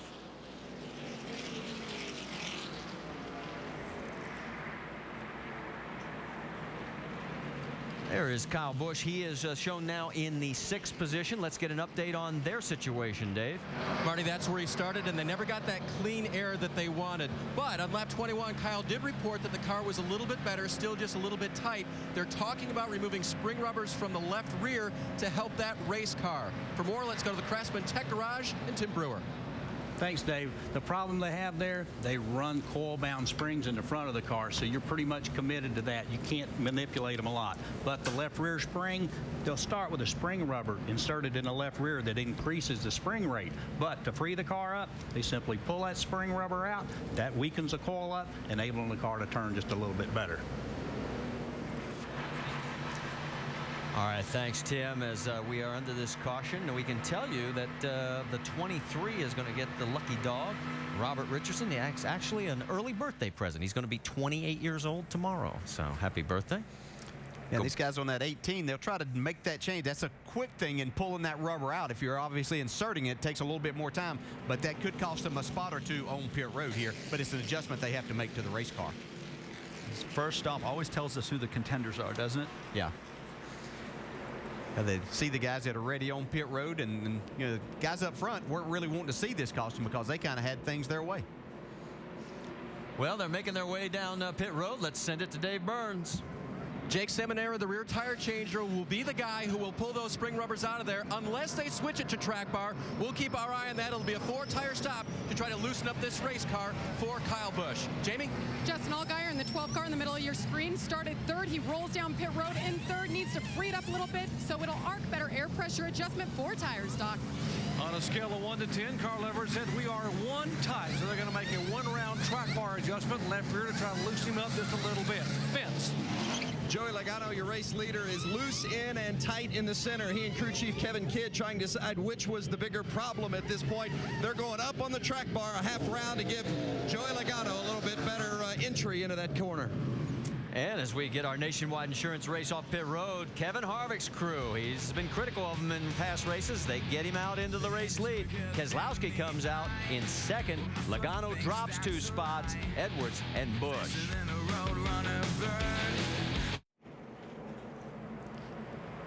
Back here at the Nashville Superspeedway, as we're in our second caution, this one mandatory, competition yellow for everybody to be able to check those tires after the rain washed away all the rubber that was laid down on the track yesterday in last night's Camping World Truck Series race, won by Kyle Busch. And, you know, normally we talk about all the excitement being out on the racetrack, but Jamie Little, a couple of these crews had some excitement just getting here. It was a wild ride this morning. Bright and early ExpressJet is a chartered flight that about 50 crew members were on this morning. They were all kind of dozing off and sleeping when they were struck by lightning. They said that it lit up inside the plane bright red, and actually the plane had 3 holes in it. Everybody was in a panic. Team members from Rusty Wallace's 2 cars, Junior Motorsports, Braun Racing, all involved. They were all bright-eyed this morning. The good news is everybody was okay. They were 10 minutes away from the airport. They were able to land, but that plane cannot fly. They are sending a new ExpressJet to pick up the teams after the race. So it ended in good news, but everybody was a little frightened this morning. That would get my attention, I guarantee you. Glad that everybody's okay. All right, let's reset some of this for you. We are going to have 3 waiver rounds. Kevin LePage, Eric McClure, and Mark Green. And at the front of the field now, it is Kevin Harvick, Brad Keselowski 2nd, Joey Logano 3rd, Carl Edwards 4th, Kyle Busch 5th, Justin Allgaier 6th, Scott Wimmer 7th, Reed Sorensen 8th, Trevor Bayne 9th, and Paul Menard rounding out your top 10. And again, your prognostication of going to the low side for the restart has paid dividends. Guaranteed. I'm really curious what this car is going to drive like, because remember, he spent most of those 30 laps tucked in behind Joey Logano. He very well could be free here, huh, Dale? Yeah, no doubt that the car could be much freer getting all the air on the nose. And generally with the air pressures down with this tire, that's one thing that these guys were fighting a little bit, too. Lights are out on the pace truck, so now he'll pull down, and no fake this time. We are going to go back to green flag racing with Kevin Harvick on point. Brad Keselowski side by side. Not quite yet, fellows. Get ready. Now the green flag flies, and we're racing again at Nashville. Really good start by Keselowski. Yeah, it was. This is a more interesting scenario, I think, with Joey Logano behind Kevin Harvick. Can anybody say punt? Not going to happen, though. I mean, Joey is not going to jeopardize a good race car, especially in the early going. Boy, Scott Lagacy's going backwards there. You saw him in the 43. How about that power move, folks? On the outside. Yep. And Keselowski just made a point. Yeah, I think Kevin Harvick's car is extremely loose on the start with low air pressures here. We saw him struggle a little bit at the start of the race. See Logano getting by him now also. And Kevin's going the wrong direction fast here. And when you're sitting in that car, folks, the car uses more front steering wheel when you're behind somebody, and you don't know what it's going to be like out front until you're in that situation in a restart going down into turn 1. Vince, what are you hearing down in pit road? Well, Kevin Harvick was not unhappy with his car on that first stint. He said the entry was actually pretty good, a little bit too tied off. But he also told me before the race today that he thought the Joe Gibbs cars were better than his on the restart in the first 3 or 4 laps. He said, but my car seems to be a little bit better on the long run. So we'll keep an eye on that. As you guys noted, Harvick did not get a good restart on that particular sequence. Well, we had 3 wide there for a second. Yeah, and another thing about that is those are sticker tires, brand new tires that they put on there. The tires that were on at the start of the race had qualifying laps on them, so they were scuffed in. So I think that's probably a big difference that he's finding right now. Another guy that's having his hands full right now is Carl Edwards. Left side of your screen right there. Reed Sorensen has gotten around him. Well, again, there's going to be an opportunity to over-adjust here because the track and the cars aren't balanced. And one thing, being out front is a big advantage right now. You see a number of these drives really struggling. See Justin Allgaier go up the racetrack there. Somebody's not really struggling in the 7 car there. Scott Wimmer's doing a nice job. And remember, Wimmer in that 7 car, they are right now on the bump spot for that top 30 position. And we start going to points at the end of this race for the guaranteed spots. So they definitely want to keep that car up as high as possible. Trevor Bayne on the high side there as he's going around the 15 of a net. Let's get an update from pit road. Doc, what do you have? Remember, Carl Edwards is the driver who did the tire test for Goodyear here back on the week after Las Vegas, and it realized that this tire in this racetrack gets very tight in a hurry. They came in, and although he was pretty neutral and just a tick tight, they made an adjustment with the track bar. The adjustment may have created a little bit of a handling issue for him. Now they have told Carl, just be patient, get your rhythm. It'll come back. The car will tighten up for you.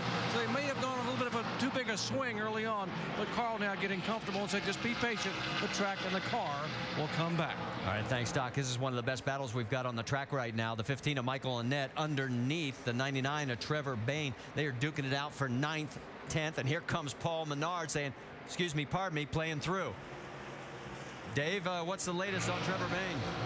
The fact that the car was very loose during that first run, you see the confidence he has to run that high line now, and he gets that position right now. They restarted 9th, but to make it a little bit better, look out! Big time trouble for Jason Leffler. Oh, he's into the wall as he got turned. Hold on, we got more coming here.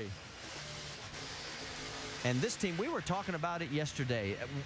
Everybody was high expectations, thinking this might be one of those teams that could be a full-time nationwide team that would potentially challenge for at least the top 3 or 4 spots. But boy, they are just running into walls in more ways than one. The one car got loose getting into the corner, and that's where you're most vulnerable when you're on the outside of a guy that might be loose, and he sure looked loose there. Yeah, just what Marty said earlier in the race. You know, didn't know if you want to be on the outside. That guy on the bottom gets loose, and that's what you'll see. A lot of speed carried into these corners. One car goes up and hits Jason Leffler, sends him into the wall. Would you see how high that back end just jacked up and it hit that wall? He's going to be able to get it back to pit road, but a lot of damage on that 38. Another look. It is a sinking feeling because, you know, you can only control a percentage of this. And when you get hit that hard, you're just along for the ride. Leffler's only top 10 in 2010 has been Bristol. He finished 9th. That's the best they've been able to do, and they're not going to do any better today. We ride along one more time. Ouch, this is going to hurt.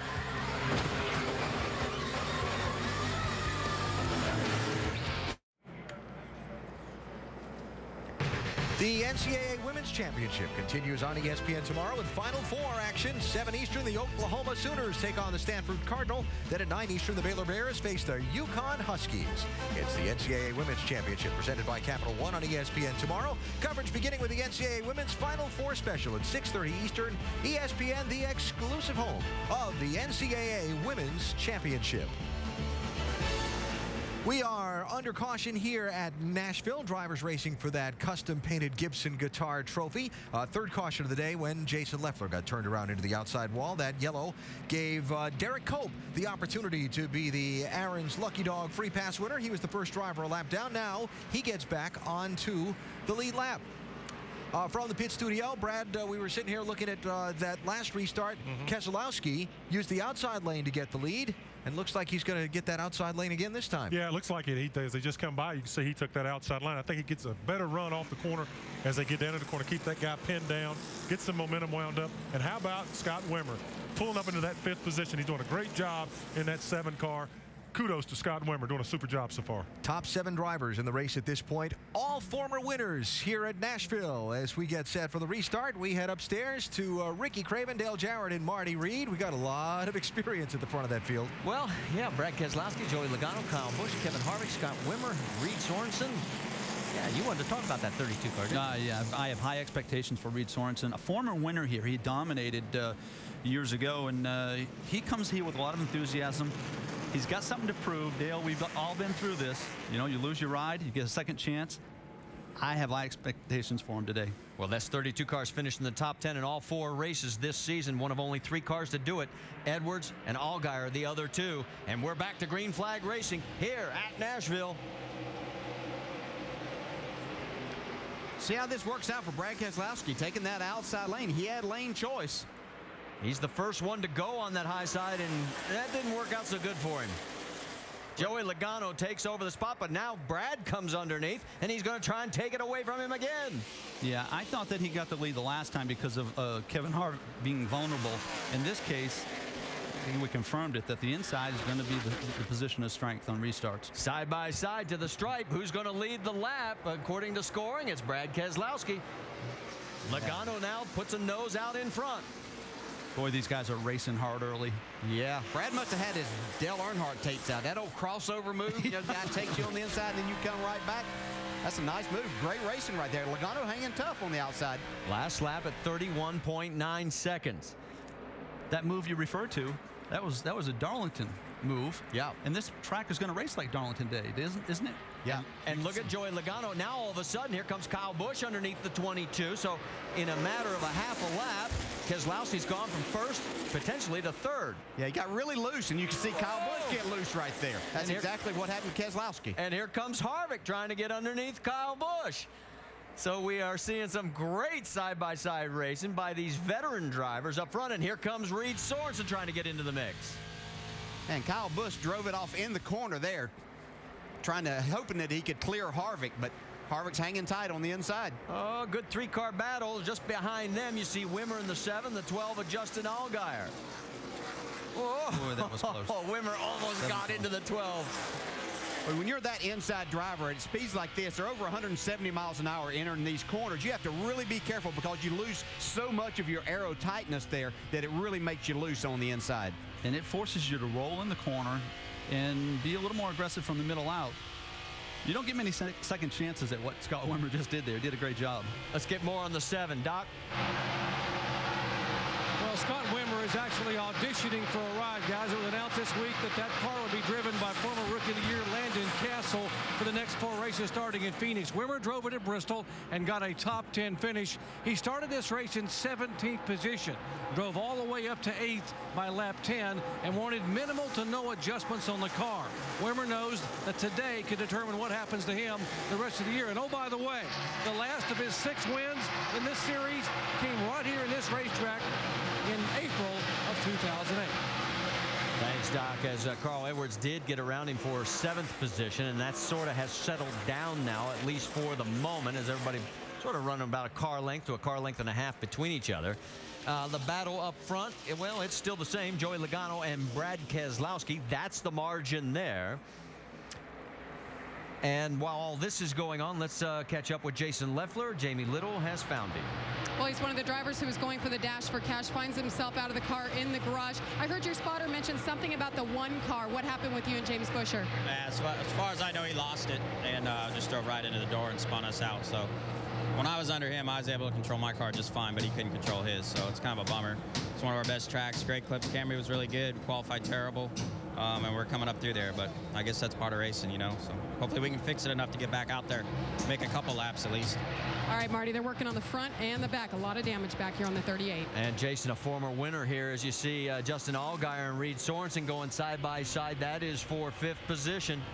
Yeah, Justin Allgaier making this pass on the high side on Reed Sorensen. That's pretty strong for a guy right now, Ricky. I'm really surprised at how the track has moved up a little bit, and these guys have gained some courage. The question is the courage going to get them in trouble? Yeah. Yeah, I think this is something we really haven't seen at this racetrack in the past, and I think that's a testament to this tire probably, that they're able to race a little bit harder side by side in that second group. So while all this action goes on, the lead is still Joey Logano with Brad Keselowski right behind him. We can tell you now there are 3 cars out of the race. Danny O'Quinn, Kevin LePage, Mark Green, Jason Leffler, the 4th car, behind the wall back in the garage area. They are trying to get back out to score as many points as possible. There's your top 5 after 55 of 225 laps. A lot still to be decided here at Nashville. ESPN's exclusive coverage of the NASCAR Nationwide Series. Today from Nashville, Tennessee, the tour moving on from here to the Valley of the Sun. Next Friday night out at Phoenix International Raceway. Then Fort Worth, Texas, Talladega, Alabama, Richmond, Darlington, and more. If you'd like to join us at any of those races, log on to NASCAR.com/tickets and find out how to be there in person. Just past the 1/4 mark of today's race here in Nashville, 61 of 225 laps complete. Joey Logano has opened up a little bit of a gap on Brad Keselowski since their side-by-side duel on the restart. 5 different leaders, 3 caution flags so far, and Joey Logano has led the most laps in the race so far. Let's get you up to speed on how some of the front runners are cruising along. The leader is Vince Welch. He's on patrol there. Vince, what's Logano saying? Well, Joey Logano has been real good on the track. His team hasn't been so good in the pits. They cost him 2 spots on that first stop, and Kevin Kidd, the crew chief, got on his crew saying we've got to be better because we're good on the track. And Joey Logano says the car is a little bit tight when he moves up a lane, but otherwise he is by far the fastest on the track, a 10th of that last lap. Now the 22 is Brad Keselowski. He's running second. When Keselowski was out front a little while ago, he said, "Oh, clean air is my friend," but he's obviously not nearly as quick as Logano. Keselowski says the car is a little bit too loose in the center. Third place is Kevin Harvick, and remember, Harvick said he thought his car would be better on the long run, and Harvick's prediction is starting to pan out. He says the car is actually pretty good, pretty comfortable. They always deal with certain aspects on this racetrack, generally tight in the center, but Harvick says the car is rolling through fairly well. Dave? And Kyle Busch would agree with that. Kyle's car got a little bit better, but he's gone to analyzing the car in front of him to say how much better it's getting off the corner. Crew chief Jason Ratcliffe says, yeah, I see that. It looks like he's going to knock the wall down when he exits the corner, and then somehow it digs right in. They'll work on that information, see if they can employ it on the 18, Jamie. And another black and red car behind him, Justin Allgaier, your Bristol winner, calls this track his Achilles heel. For example, right now with the way the conditions are, he's saying his car is loose one lap, and then the next lap it's tight. He's having a hard time finding consistency. He lost 3 positions in the pits on that first round of pit stops. He's slowly trying to make it up. Now behind him in the 32, Reed Sorensen making just his 2nd start of the season. He's scheduled for 27 races this year with Braun Racing. This weekend having fun in Nashville with Dollar General, his sponsor for this race. He was a guest announcer at the Grand Ole Opry. If you're a country music fan, you know all about that. And it's continuing. His car is great, just a little loose, but he's happy, Doc. Jamie, behind him in 7th spot is Scott Wimmer, who started the race back in 17th. Has driven up as high as 5th, slid back to 9th, and is now driven back up to 7th. We mentioned he is auditioning for a ride. Will be out of this car after this weekend. Remember, Tony Uri Jr. is the crew chief. He has never had a race car at this racetrack, so new to him, but Wimmer is a veteran here. He has top 10 finishes in 8 of 11 starts here, including a win. Now behind Wimmer, the car he just passed, back in 8th position, is a 3-time winner here at Nashville, and that is Carl Edwards. Carl said a moment ago he just barely scraped the wall. So the car's a little bit free going in, tight in the middle, and he's asking in the next pit stop to give me some grip to get up off the corner. He did the tire test here and felt he will have a car that will be a contender in the final 100 laps. Vince.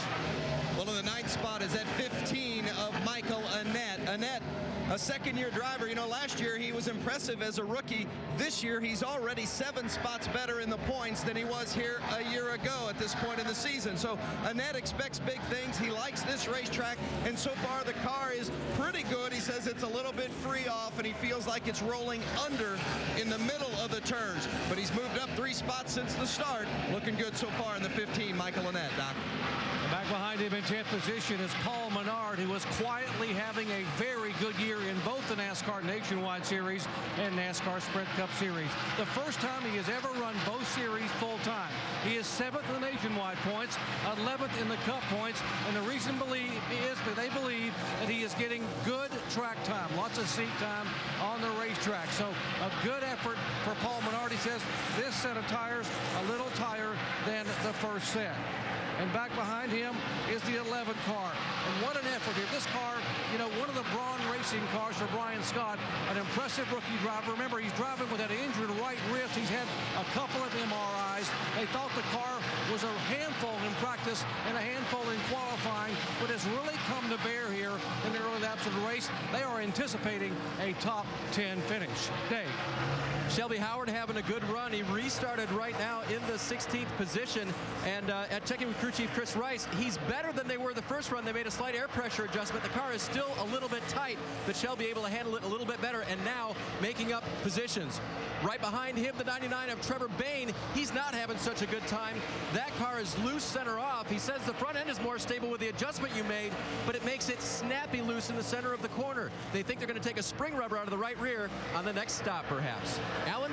All right, Dave, thanks. And you see Brendan Gaughan in the 62 there, challenging Bayne for that 13th position. Gaughan took the green flag back in 21st spot. So, well, look out. Hang on to it. Don't lose it there when we got the spotlight on you. Guys are digging real hard, trying to get that groove. That groove on the bottom, though, Alan, is really, really slick still. Guys really trying to arc their cars, utilize as much space they can. Brendan and Trevor racing real hard side by side there. And James Buescher in the 1 coming into the picture, as well as Michael McDowell in the 81. Buescher, by the way, the biggest mover in the race so far. You see up 24 positions since the drop of the green flag. You touched on something there, Brad, I want to follow up on with our analysts. Yeah. We talked about a couple things during the race. The morning rains washing the rubber off the track and how soon the track would rubber in. And also, Carl Edwards talking about how with this tire that Goodyear's brought here, he felt like he was able to use the rear tires of the car to drive it. And I wonder if that's why we're seeing both of those things. Dale Jarrett and Ricky Craven, this outside lane be more usable than normally we see it early in a Nashville race. Yeah, I think you're exactly right, Alan. I believe that, you know, what Carl talked about the tire, he was here with the tire test, and even though it was really cold during that tire test, they felt like that they had really done a good job in getting something that would rotate in the center of the corner. And when you make a tire work with the racetrack like that, then you'll find really good things and be able to race all around, Ricky. Yeah, I agree. And on top of that, Dale, is that at this track, you're not going to have a perfect car. You're either going to be tight or loose. So pick your poison. If you're going to win the race, you got to be loose, and you got to be able to drive it loose. Carl Edwards can. You saw that pass for Michael McDowell. He moves into 15th. That's how far behind the race leader he is. That's Joey Logano with a 6/10 of a second lead. We can tell you now that Morgan Shepherd is out of the race. We already mentioned Mark Green, Kevin LePage, Danny O'Quinn. Tony Raines has pulled his car behind the wall for repairs. Stay with us. Back here at Nashville Superspeedway, you're looking from second place Kevin Harvick to the race leader Joey Logano. While we've got this battle going, let's talk about the NASCAR Nationwide Series stop next week. It's Friday. That's right. Mark the calendar. It's Friday, 5 Eastern with qualifying, and the race is at 9 Eastern, both on ESPN2. And then on Saturday, we've got NHRA O'Reilly Spring Nationals qualifying at 11 Eastern on Saturday, and then the final Sunday at 8 Eastern. Again, all of that on ESPN2.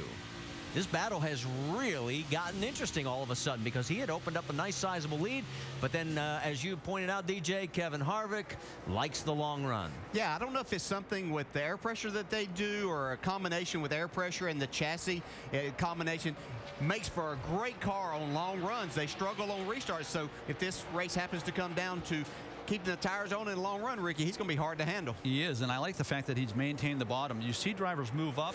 That's because they're looking for some grip. They're looking for some speed. They do it because they have to, not necessarily because they want to.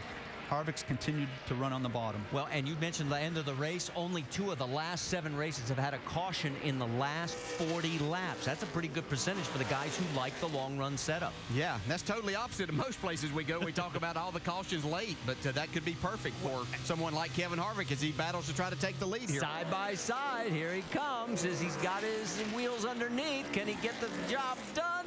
Not yet. As difficult as it gets right there. So it's Kevin Harvick underneath.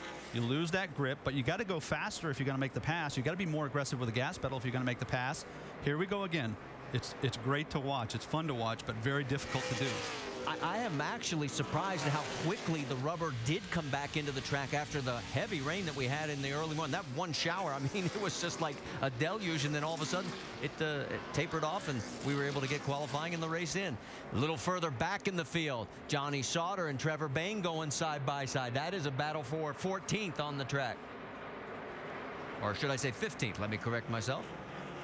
Yeah, you can see in both of these cases, the car on the inside having a little more trouble. The guy that's trying to make these passes, Kevin Harvick here and Johnny Sauter, they've caught these cars. That means probably their cars are still turning a little bit better, but when they get on the inside, aero-wise makes them a little bit too loose. They have to really pick and choose their spots. Sauter now able to open up some ground, but boy, that battle for the race lead still side by side between the 33 of Kevin Harvick. I got to go back to something Dale said at the beginning of this race, and Dale, I agree with you 100%. Joey Logano sending a message to his team, to his fans, to his owner, to his sponsors. Listen, I'm just going to fight for every lap. And I agree with everything you said. He's just going to make it hard. Well, Harvick does get around him now, and he takes the lead, so that'll be our 6th lead change among our 5 race leaders. In 3rd place, it's Brad Keselowski. He's 1.1 seconds behind. And then Justin Allgaier and Reed Sorensen in 5th.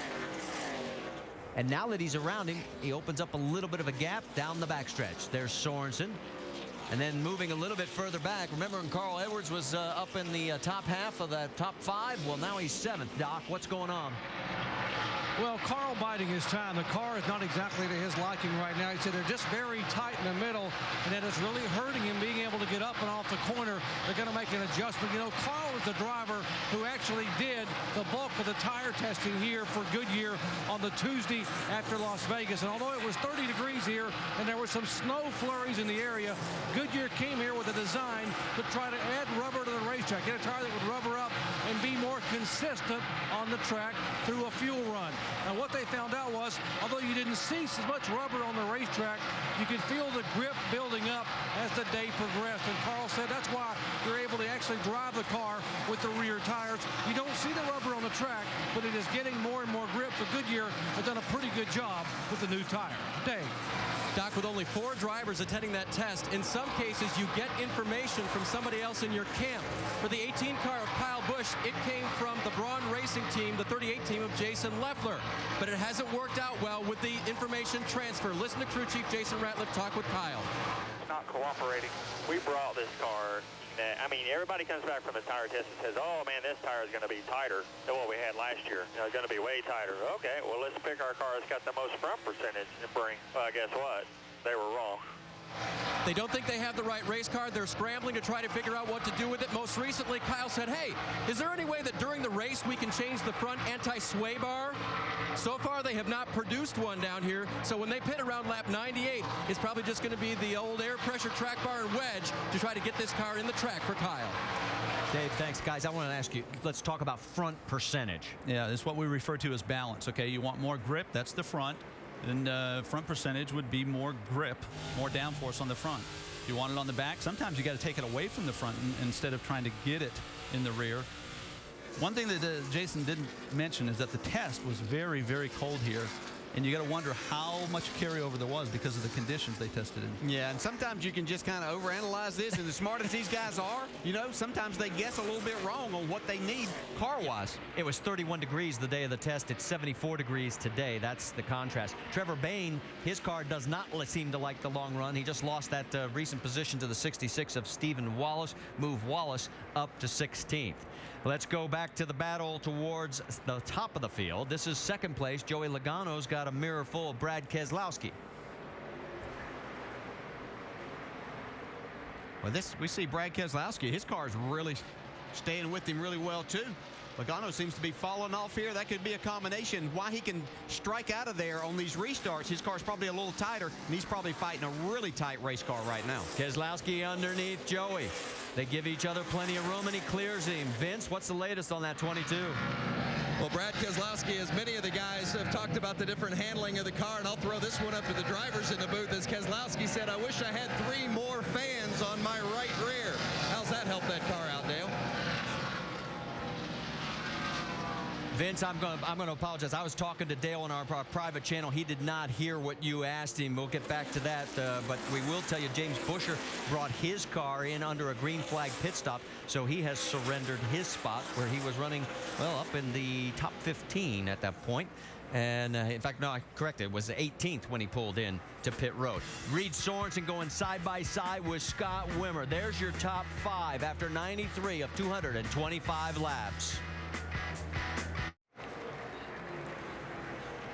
Welcome back to the NASCAR Nationwide Series here at Nashville. And make sure to go to NASCAR.com for all your latest NASCAR information. And Verizon Wireless customers, text CHAMPION to 43776 for exclusive Champion chats, content from NASCAR Now Roundtable experts. And there's the number right there, 43776. Boy, I'll tell you what, Kevin Harvick has opened up a 2.5-second lead over Brad Keselowski. Justin Allgaier in third. There is Reed Sorensen and Joey Logano. They are going after each other. That is for 5th on the racetrack, and Sorensen's got himself a car that seems to like the longer run. Yeah, we're seeing a number of these guys. Here, Logano's coming to pit road now. Here on lap number 100 of 225. Green flag pit stops coming this way with now Joey Logano. And he's heading your way, Vince. Well, Joey Logano has fought a race car not bad today. He's led the majority of the laps, but he has dealt with a car that's a little bit loose in and then tight in the center. Earlier on that initial stop, they made that air pressure to help it in, and then the track bar adjustment to help it in the center. This time, when Logano comes in, it's going to be, once again, you see no chassis adjustment at this point, although they did make a chassis adjustment in the rear. They're going around 4 tires for the 20 car. Joey Logano, they had a slow stop the first time around. Let's see if they can make it a little smoother and quicker this time. Again, not the fastest stop. But he's back out underway and surrenders that spot on the track. It's now Harvick, Keselowski, Allgaier, Wimmer, and Sorensen. As there you see the 10 car of Mikey Kyle as he's making his Nationwide Series debut with that number 10 machine. You see Kevin Harvick hits pit road. It wouldn't surprise me at all if we have some drivers have trouble getting in here. These tires hard to slow down. And let's go to Jamie.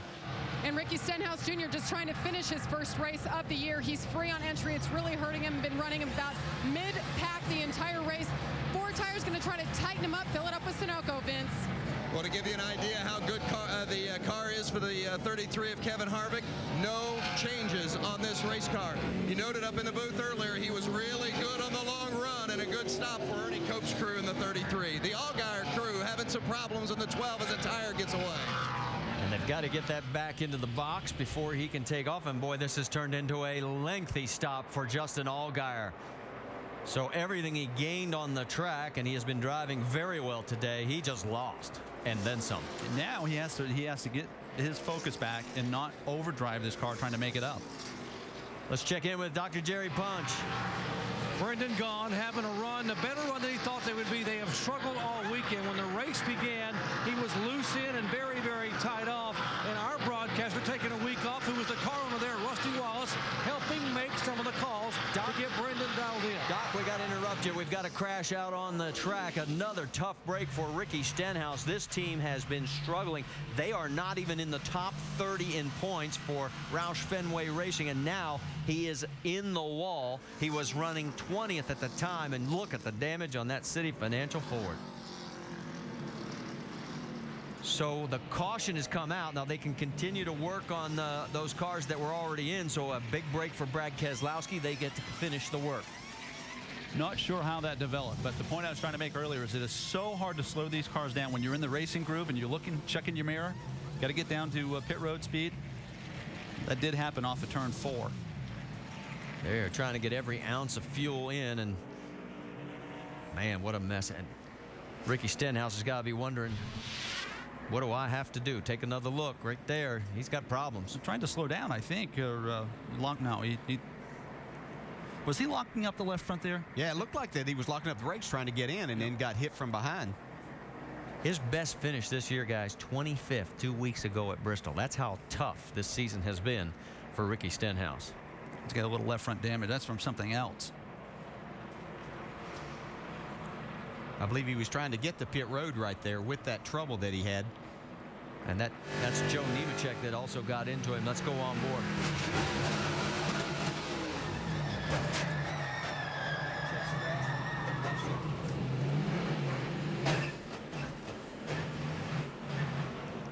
Pits are closed right now, we can tell you. Joe Nemechek, if you remember, I think it was last year, he ended up going upside down across the start-finish line.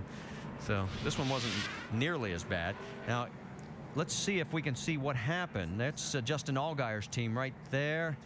Oh, the tire ends up hitting the car. That's how it got outside the box. We only saw the end result, guys. Oh.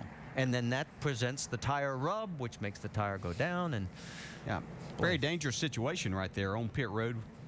You know, as a driver, it's your responsibility. You know these guys are out here doing their job, and it's your job to dodge those guys and make sure that you don't get into them. And that is part of the experience, isn't it? Well, the big question mark is now, those cars that stayed out, are they going to be able to really take advantage of this situation now and with the position? Now, just got word from NASCAR, the 22 of Brad Keselowski, too fast entering pit road. Yeah, that's going to hurt them. But now that we have the wave around rule, it's going to make this a whole different situation. Normally, we would have had a lot of these cars starting up in front of the actual leaders because we only have 3 guys that were still on the lead lap here after those pit stops. But now we have the wave around, so these guys will be able to come around and start behind those guys. We'll see so how we're going to get a lot more back on the lead lap. Yeah, and that's what I was driving at, was where does this all shake out when all these things come back into play? And we won't be able to tell that until a few more moments. The 09 of Scott Riggs, a 2-time winner here, gets the Aaron's Lucky Dog free pass. So as he comes around, he picks up one of his laps.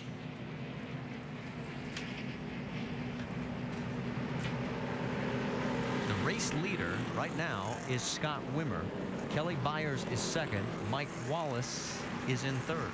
And everybody else is shown on scoring 1 lap down. And that's what you were talking about, DJ. And we'll sort of wait and see how it all shakes out. So as we've got a moment, let's send it down to the pit studio and talk a little more strategy. Alan Bestwick. Yeah, Marty, just following up on what you were talking about and DJ's comments a minute ago of how the wave around rule will change this whole thing. The 3 guys that are on the lead lap, Scott Wimmer, Kelly Byers, and Mike Wallace, right? We all safely assume they'll pit under this caution flag. Correct. Right? Yep. So that'll put the pace car back in front of Scott Riggs. He'll get the wave around as the lucky dog. It'll put the pace car in front of John West Townley, who shows a lap down in 5th. The cars that come off pit road will rejoin the end of the line. So everyone that's between John West Townley and the race leader, probably Scott Wimmer, when he comes off pit road, is going to have the chance to get the wave around the pace car and come back around and rejoin the lead lap. So we're going to end up with probably about 27 cars on the lead lap when this is all done. And the only reason this is going to work for a lot of those guys is because they just got fresh tires. You agree with that, DJ? Yeah, you're exactly right, Alan. And that's the great thing about the new rules that NASCAR has put into position. Makes these situations much more manageable. Instead of having all these cars on the tail end of the lead lap, where we used to have a lot of problems, now we'll have them all back on the lead lap racing each other. I know it's confusing for them because I got a great view up here and I'm confused. Yeah, and that's why it's always safer just say, okay, we'll sort this out in just a matter of moments. Then you see Mike Wallace, as he has also come to pit road to get his service in the Monster Diesel Impala. They've got plenty of time. The pace car is right now down the backstretch. So while they roll on out, as we've completed 108 of 225 laps, we'll step aside for just a moment here at the Nashville Superspeedway. But a lot of racing still to go.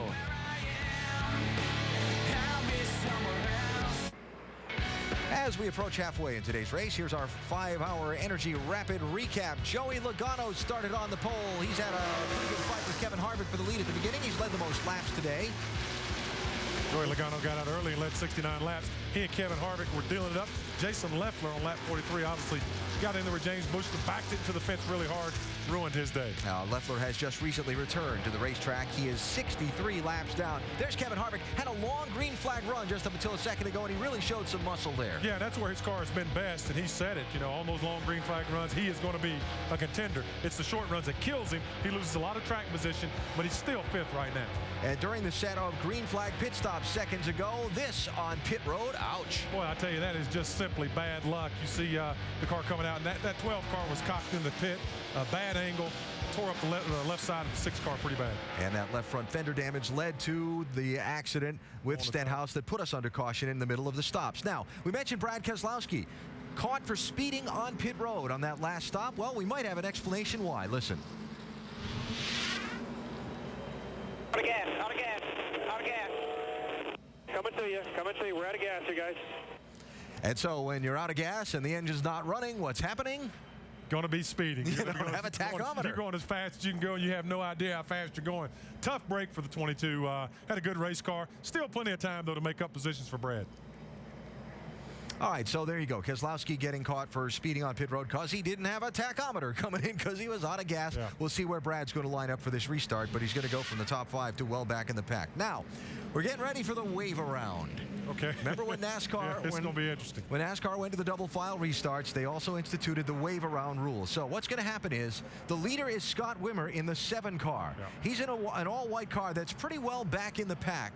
All the cars between he and the pace truck are now going to get a chance to pass that pace truck. So some of them, like Stephen Wallace, are going to come all the way back around and basically make up a mile and a third here as soon as they get the go-ahead signal from NASCAR. You'll see Kevin Harvick and James Busher and all these guys. Here they go. It's a race within a race. Right? 42 cars back on the lead lap here. Yeah. So there they go. And the one who will stop the procession past the pace truck will be Scott Wimmer. He'll come up in line behind. So all the guys who got caught on pit road by the caution are now back on the lead lap. And they'll come back around and rejoin the tail end of the field. And once again, we've got us a lead pack to go racing. Trick is, they don't have much time to get caught back up. That's exactly right. That happens on the 1 to go signal. One to go. So you yeah, see the leaders. You see the pace truck coming out of the turn there. So they've got to really hustle to get back up there and get in line. Or as you can see, they'll be left out for lunch. So, now to sort it out, I hand you to Marty Reed to figure out where all these guys are running on the racetrack. Good luck, my friend. All right, thank you, Alan. We can tell you there were a total of 22 waiver rounds. 15 got back on the lead lap, plus Scott Riggs, who was the lucky dog. So now it is Wimmer. He's going to be on the inside in that number 7. Then Kelly Byers, Mike Wallace, Scott Riggs, Kevin Harvick, 5th. Logano 6th, then Kyle Busch, Reed Sorensen, Carl Edwards, Brendan Gaughan. That is your top 10. So the whole complexion of this race has reshuffled just as we approach halfway. Pace truck is off. I think we've explained that about as good as it could be explained. At least I know one thing. We're going back racing at Nashville Superspeedway. There's one thing for sure. 2 junior motorsports cars are 1st and 2nd right now. Those guys were getting good gas mileage, their tires were wearing good, and they're right out front. Yeah, but we got some slower cars in front of faster cars, and you know what usually that can mean. Look at Wimmer trying to jump away, but look at this pack in the middle here. Oh, they're 4 wide. That's not going to work. It's not going to work. This is congestion here. Oh, hang on. This can't work, guys. There it is. There's the contact. Stephen Wallace into the wall. Big wreck behind you. Big wreck behind you. Can you believe it? 16, Colin Braun also in. Stenhouse crashes. Now Brown gets swept up. Look at the mess here. You got the 81 of Michael McDowell, the 35 of Jason Keller. Oh, my. Mikey Kyle in the 10, his first start, and Stephen Wallace. I was curious how these drivers were going to treat one another as we went back to green flag racing because there was going to be that congestion, and that just didn't make any sense. 3 wide does make sense. We had 4 wide. Yeah. And you could just tell that it was not going to end up good for a lot of people. All right.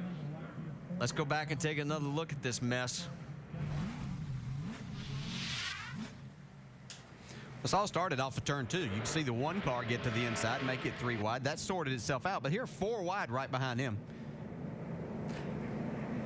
And there's just no room. And I don't know what makes us drive like this or behave like this, but there is an urgency midway through the race if you think, I've got to get to the front, and maybe that's part of it. Well, the only thing you're going to get to the front to in this deal is the front of the hauler.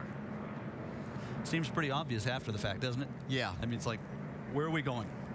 You can see both of Rusty's cars that he owns, the 62 and the 66, were 2 on the inside, but that kind of forced the hand of Jason Keller in the 35, and he didn't have anywhere to go, and that's kind of where things started. The 66 got up into him.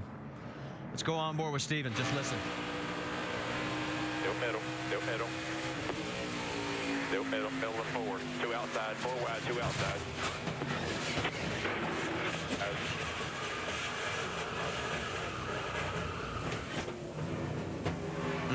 What a mess.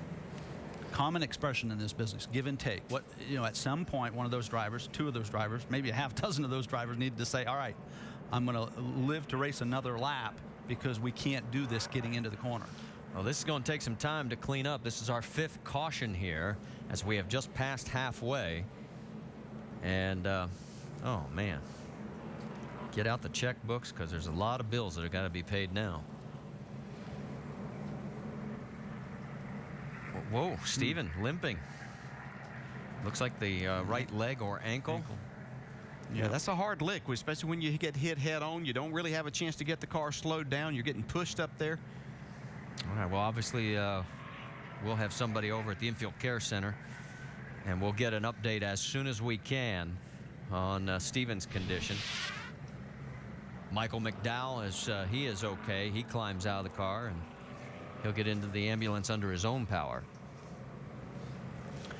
All right, as we said, this is going to take a while, and that gives you an idea just how bad it is. I mean, there's parts and pieces everywhere here at Nashville, but don't go away. We'll get her back green.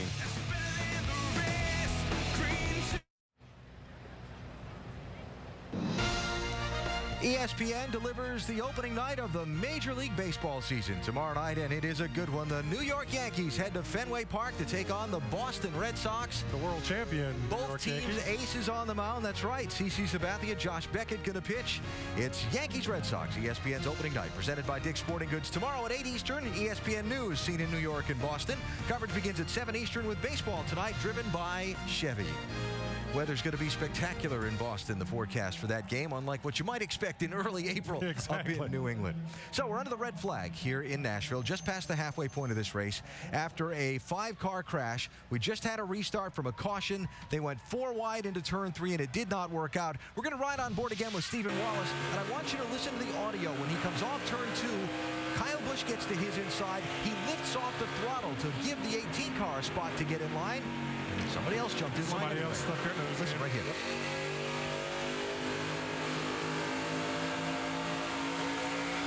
Right there. Lifts. Now back into it. And somebody else. When he lifted to give Kyle Busch that break, Brendan Gaughan jumped to his inside. And yeah, I mean, Steven looked like he did the right thing. He was trying to give people room racing around him. And he, like I say, he gave Kyle plenty of room to get in there. And before you know it, someone else stuck their nose in there. Let's see this. Yeah, it looked like his teammate just came right in there on him and didn't give him any room. And, boy, that was a hard lick. Yeah, did you see the movement of the safer barrier when that 66 car hit the wall? A very hard shot for Stephen Wallace. And the other drivers involved. There's what's left of the 66 car. I'll tell you. Again, Colin Braun involved, Mikey Kyle involved, Jason Keller involved, Michael McDowell involved in that crash. Now, this being the 5th race of the season, the guaranteed starters next weekend at Phoenix will turn from last year's final owner points to this year's current owner points. Top 30 get in, and this wreck affected some of those right on that bubble. Well, you can see that Jack Roush's group took a big hit. Yeah, I mean, it's a scramble, but, you know, they have the resources to bounce back, but some of the guys around them don't. It's going to be very, very difficult going forward to maintain or to get back into that top 30. Updates as soon as possible on some of the drivers involved in the accident, but right now we are under the red flag with Scott Wimmer leading here in Nashville. 115 laps complete, 110 left to go.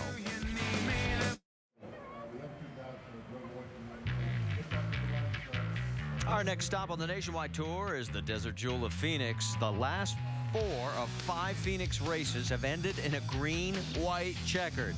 Fireworks begin Friday at 9 p.m. Eastern on ESPN2 HD. You don't want to miss that one. It's going to be a lot of fun. We're under a red flag condition here as we had the 5-car crash. There are the cars on the back straightaway. Good news to report from down in the Infield Care Center. Let's check in with Jamie Little. That's right. 2 of the drivers checked and released right now. Michael McDowell to my left and Stephen Wallace to my right. Michael, I'm going to start with you. A lot of you guys were stuck a lap down. I mean, what was that like putting you guys all together? And what was going through your mind before you went green?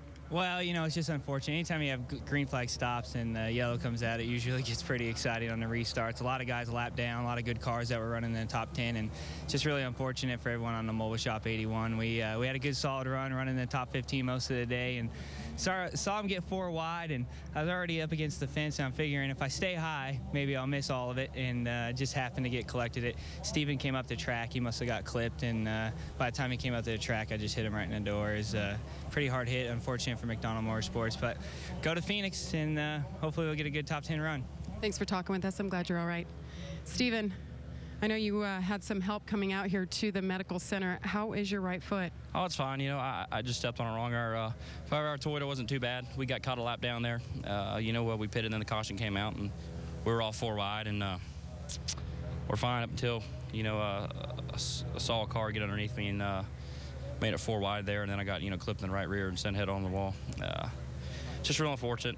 It's just, you know, good hard racing, but we got to go to Phoenix here and, you know, try and dig ourselves out of this, you know, big hole. We've got 2 big wrecks in the past 2 weeks, and we're probably falling on the points pretty hard. So it's a tough week, but I'd like to thank all the guys at 5 Hour. We'll go to Phoenix and, you know, give her hell. Be all right.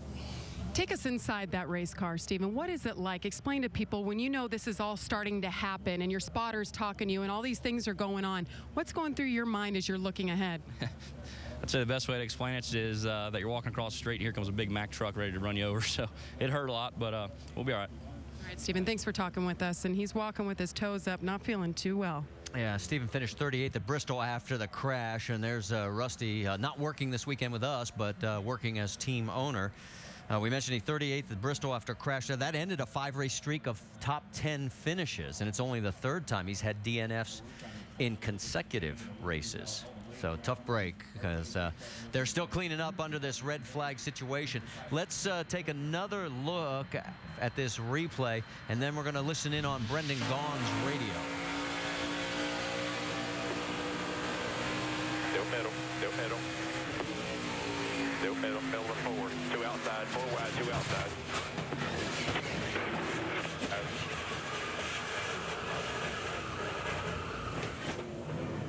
Now, it was Brendan's radio, or Brendan that was underneath him, and then this is the conversation from Brendan's radio right after the crash.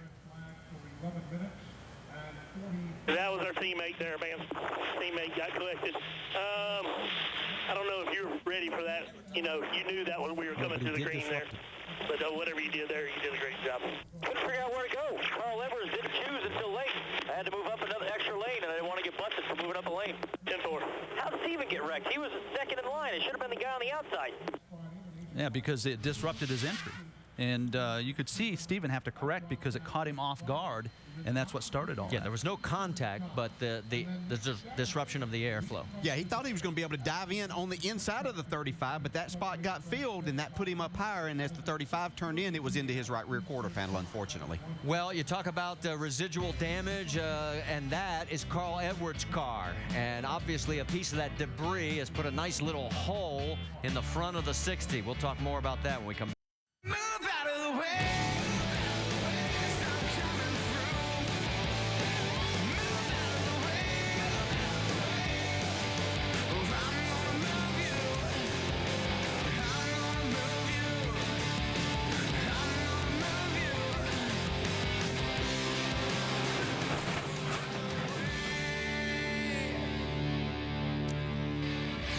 Well, we are back under caution after a 14-minute red flag for cleanup after that 5-car crash you just saw here at Nashville Superspeedway.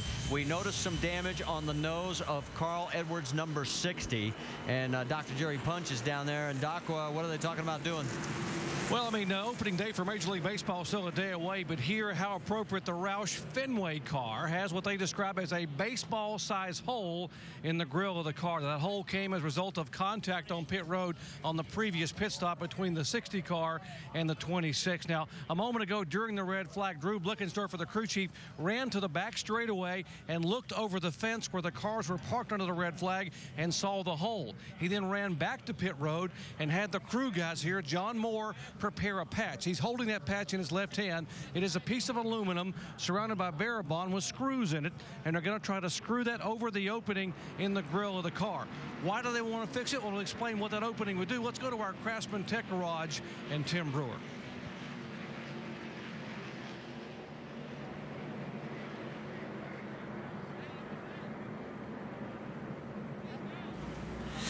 Well, obviously, we're having some audio problems with Tim Brewer's microphone, and here comes Carl Edwards, so we're going to get to watch it as it happens as he comes down pit road, and we'll keep an eye on just how much work they're going to have to do. And they were talking on the radio about making sure that they tuck it under so that it doesn't get blown with air underneath and pull it right back up.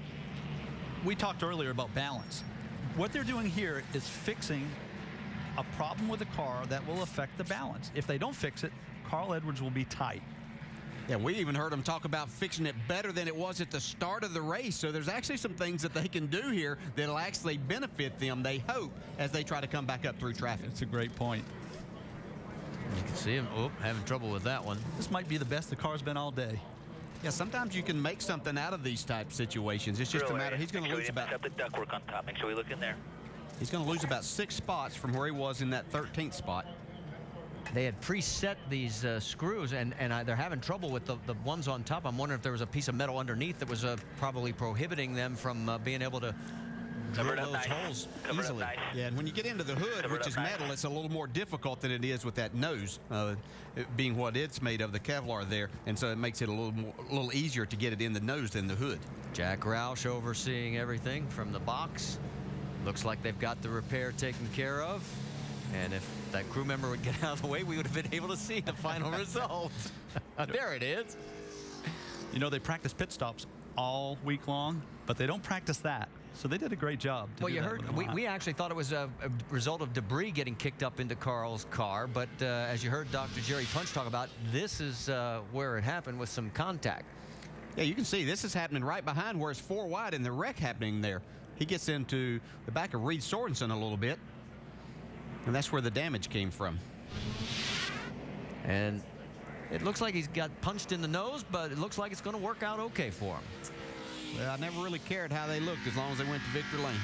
Yeah, they don't score on style points. So it looks like now, as we get ready to go back, it'll be 20 cars on the lead lap with Scott Wimmer still our race leader in what has been a very good ride for him today. Kelly Byers has moved into the 2nd spot. Mike Wallace is still 3rd.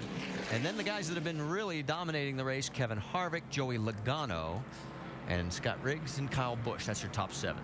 Yeah, and you know, I was talking to Carl Edwards earlier this morning. We were talking about, was this a 2-tire track or 4? And we both came to the conclusion most of the time it's 4 tires. But getting Carl back in this spot, it may put them in a position that they may have to gamble on that next one to put on 2 right sides to gain some track position back. Well, we're right at the top of the hour. If you're just tuning in, we have had a 14-minute red flag after a 5-car multi-crash put us down for major repairs on the cleanup side. And what it has done is we've now find ourselves with 20 cars on the lead lap. A total of 10 cars are either off or behind the wall, including Steve Wallace, McDowell, Mikey Kyle, Jason Keller, Ricky Stenhouse Jr., Tony Raines, Morgan Shepherd, Jason Leffler, Mark Green, Kevin LePage, Danny O'Quinn. We can tell you the 21 of John West Townley got the lucky dog. He gets back onto the lead lap. And remember, he was our first caution back on lap number 3. So they have fought their way and stayed on that lead lap. So that gives you an idea where we're at as the lights are out on the pace truck. Never liked red flags, and never, particularly during the middle of the race, because it's such an opportunity to lose focus. You sort of established a rhythm. These drivers are going to have to go back and reestablish that rhythm. Yeah, they are. And how about Mike Wallace up there in that 3rd spot? He's doing a great job here today. Top 10 in points this year. Guys working on the 16 of Colin Braun. Again, that's another one of those Jack Roush Fenway racing cars that boy, they have been struggling mightily here in the first 5 races of the year. They're on the verge of not being in the top 30, which would mean they would have to qualify on time starting next week.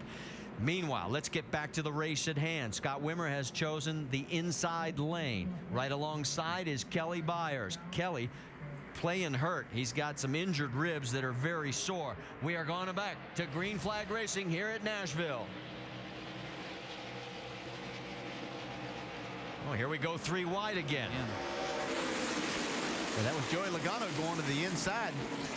And he's going to stay down low, and he's going past Byers. He shoots his way into second place. Here comes Kyle Busch. Reed Sorensen as well in the 32. And Justin Allgaier says, hey, this is working for them. I may try it too. Yeah, Kevin Harvick losing spots. He did not like to be on the outside here. We've seen him on the bottom, and he's losing spots on this start. And again, this has not been his strength. They fill up the tank with fuel. Car gets loose again. He always gets better on the longer run. Side by side, that battle for third. Kyle Busch down low. Kelly Byers up high. And right behind him, here comes Reed Sorensen underneath. You can see Harvick really struggling on that outside. He really wants to get to the bottom. How about a pass for the lead? Joey Logano going underneath the 7 to Scott Wimmer. They're down into 3, and he clears him. So that'll be our 10th lead change here. And we still have we're just past halfway, really. 3-car freight train, Kelly Byers, Kevin Harvick, Justin Allgaier, 3 wide for 9th. That's Brad Keselowski on the low side. Wow. And the high side is the 62 of Brendan Gaughan. And in the past here, we've been lucky to see 2 wide racing, and we're seeing these guys go 3 wide quite a bit here today. It was hard to identify that, but Brad Keselowski made a heck of a save. Really loose underneath these 2. 27 of Johnny Sauter as he continues to fight his way back towards the front. Keselowski comes underneath Brendan Gaughan as well. A little further back, Carl Edwards. He gets underneath the 98 of Paul Menard. And I'm sure they're going to be asking him about his car, but he's not going to be able to give really good feedback in all this traffic.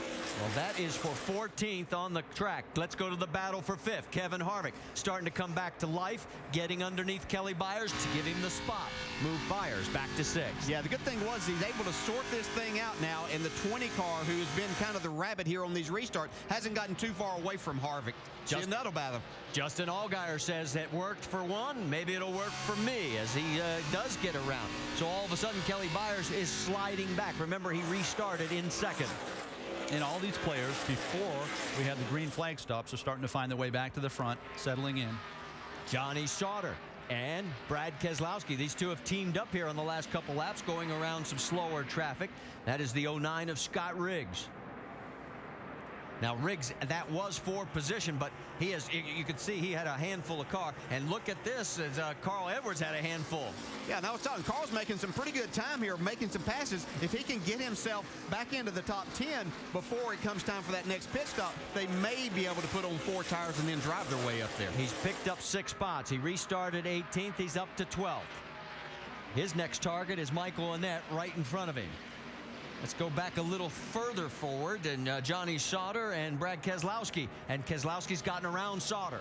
Yeah, I think his car's a lot like Harvick's, Ricky, that it takes it a few laps to come in. They're really, really loose on these restarts. It's kind of encouraging, though, to see the 22 make that pass on the bottom. He's been favoring the high side, giving himself more room for error in his passes, so maybe the car is getting better. Check in on the battle for 3rd place. Kyle Busch and the 32 of Reed Sorensen. Boy, this 32 car, seems like no matter who's been driving it this year, it has been a top 5 performer consistently. I think over the last couple of years that people like Brian Vickers and Denny Hamlin, we've seen him in this car some, that they've really helped this race team become a lot better. Scott Riggs sliding backwards as here comes Carl Edwards getting around him, and Trevor Bayne closing in as well. Let's get more on the 09 from Dave Burns. Well, they know they haven't got a car to stay in the top 10 today, but they have stayed in the top 30 in owners' points throughout this season. They're 21st coming into today's event. Scott was the lucky dog 2 cautions ago. He got the free pass, got back on the lead lap, and they've run pretty well. At the moment, his car, at the last run, was just a little bit loose. They made a track bar and an air pressure adjustment just to try to keep him in the hunt. Battle for 3rd is heating up. Kyle Busch has got Reed Sorensen underneath him. Sorensen, as they head down into 3. Sorensen's going to clear him. And here comes Kevin Harvick. Yeah, just as Ricky pointed out earlier, this is a big race for Reed Sorensen to get himself back established, running up front, let people notice that, hey, I can drive a race car. Sorensen's worst finish in his 3 career starts in this number 32 car is 7th. That was at Bristol 2 weeks ago. That gives you an idea how good he is in this 32 machine. And you can see the 18 still struggling. Here comes Harvick to the inside now. Yeah, he exposed the weakness of the 18. Reed Sorensen did, and now Kevin Harvick's capitalizing on it. I expect the 12 will do the same. So all of a sudden, Kyle Busch is getting past. Here comes, and he's going to slam the door on Allgaier. He says, son, you're going to have to wait. Yeah, that's one of those situations, maybe taking advantage of a younger guy that, not a lot of experience in there, that, Justin just came off a win, got himself up in the points, didn't want to stick his nose in there and press the issue right now. And you notice Justin got out of it, and look how much ground he lost. He's about 3-4 car lengths back. That's the gap there, and the leader up front is Joey Logano as we are working lap number 131. Pit stops happening at the Nashville Superspeedway. Kyle Busch has come on to pit road. His car is tighter this run all the way through. They'll change 4 tires, go back on the air pressure, and make again a track bar adjustment on that race car. They'll raise it a little bit more. Doc? Paul Menard in, track bar adjustment up 1 round, and they're going to change 4 tires. Menard's car getting better and better. Everyone's still battling basically a tight condition down here with the exception of the 7 car. Wimmer, the only guy I've heard that said I'm still free, but getting better every lap. Menard is away. Michael Annett also stopped. Trevor Bayne stopped. Brendan Gaughan stopped. And this is why we are under caution. When we were in break, Willie Allen blew a motor and has limped it back to the garage area, and it is our 6th caution. And take a look as you'll see this big plume of smoke, and everybody in the front straightaway is now choking. Tough break for Willie, though, as he had his career best finish just 2 weeks ago at Bristol when he brought that 05 home in 15th spot. Joey Logano, our leader. Getting ready to go back to green flag racing here at the Nashville Superspeedway. Let's reset it for you. Joey Logano's on point. He's going to start down low.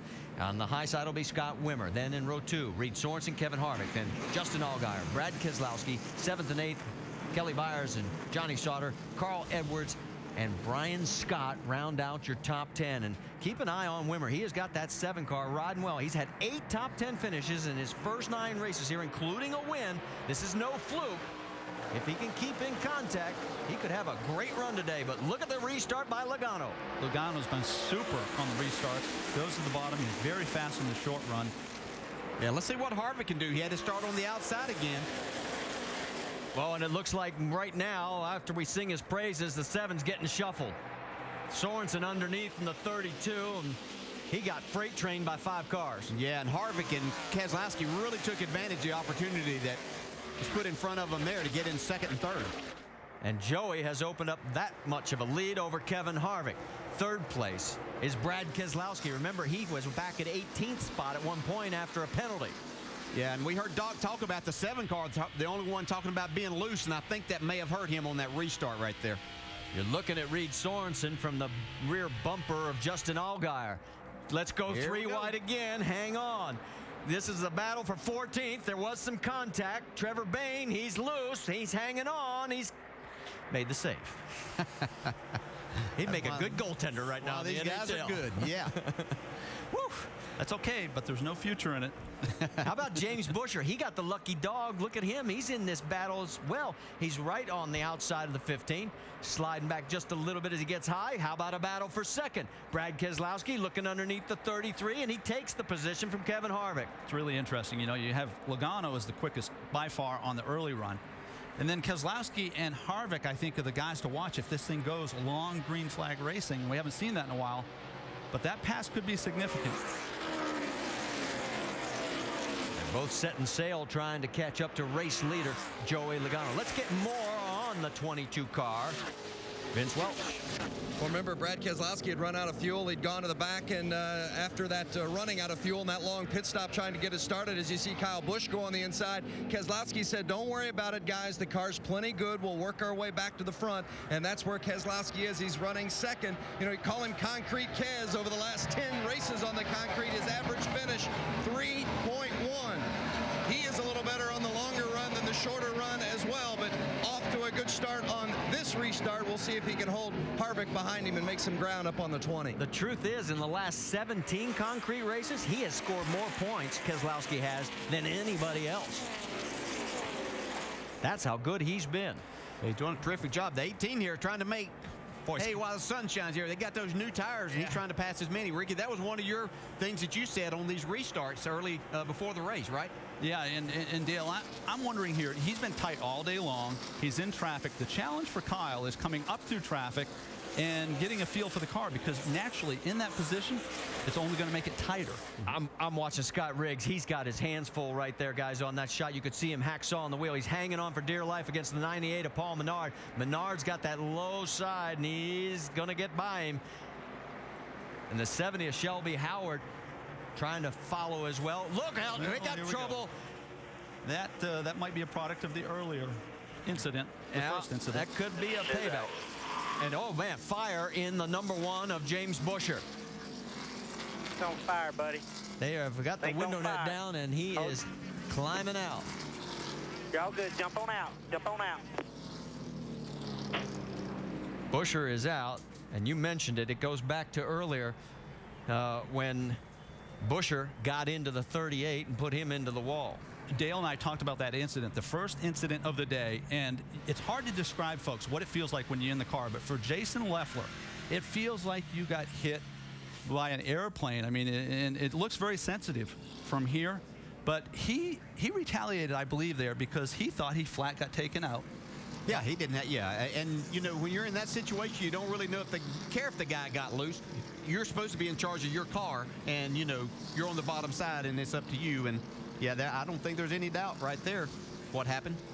Well, here comes the 38 down towards pit road.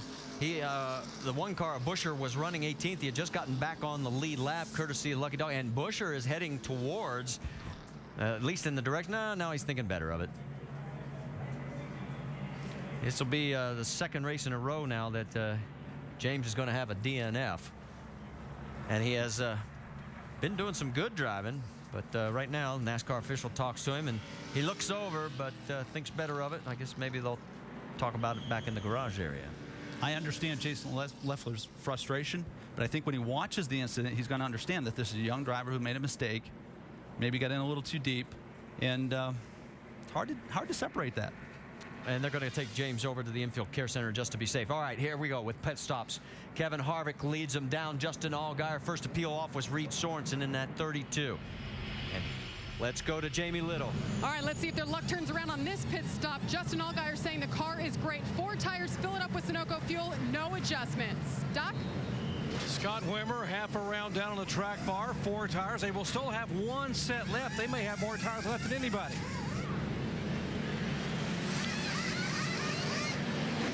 Kevin Harvick car, you see the 33 taking a 4-tire change. The previous stop, they made no changes. Remember, Harvick's been really good on the long run. He needs a long run right here.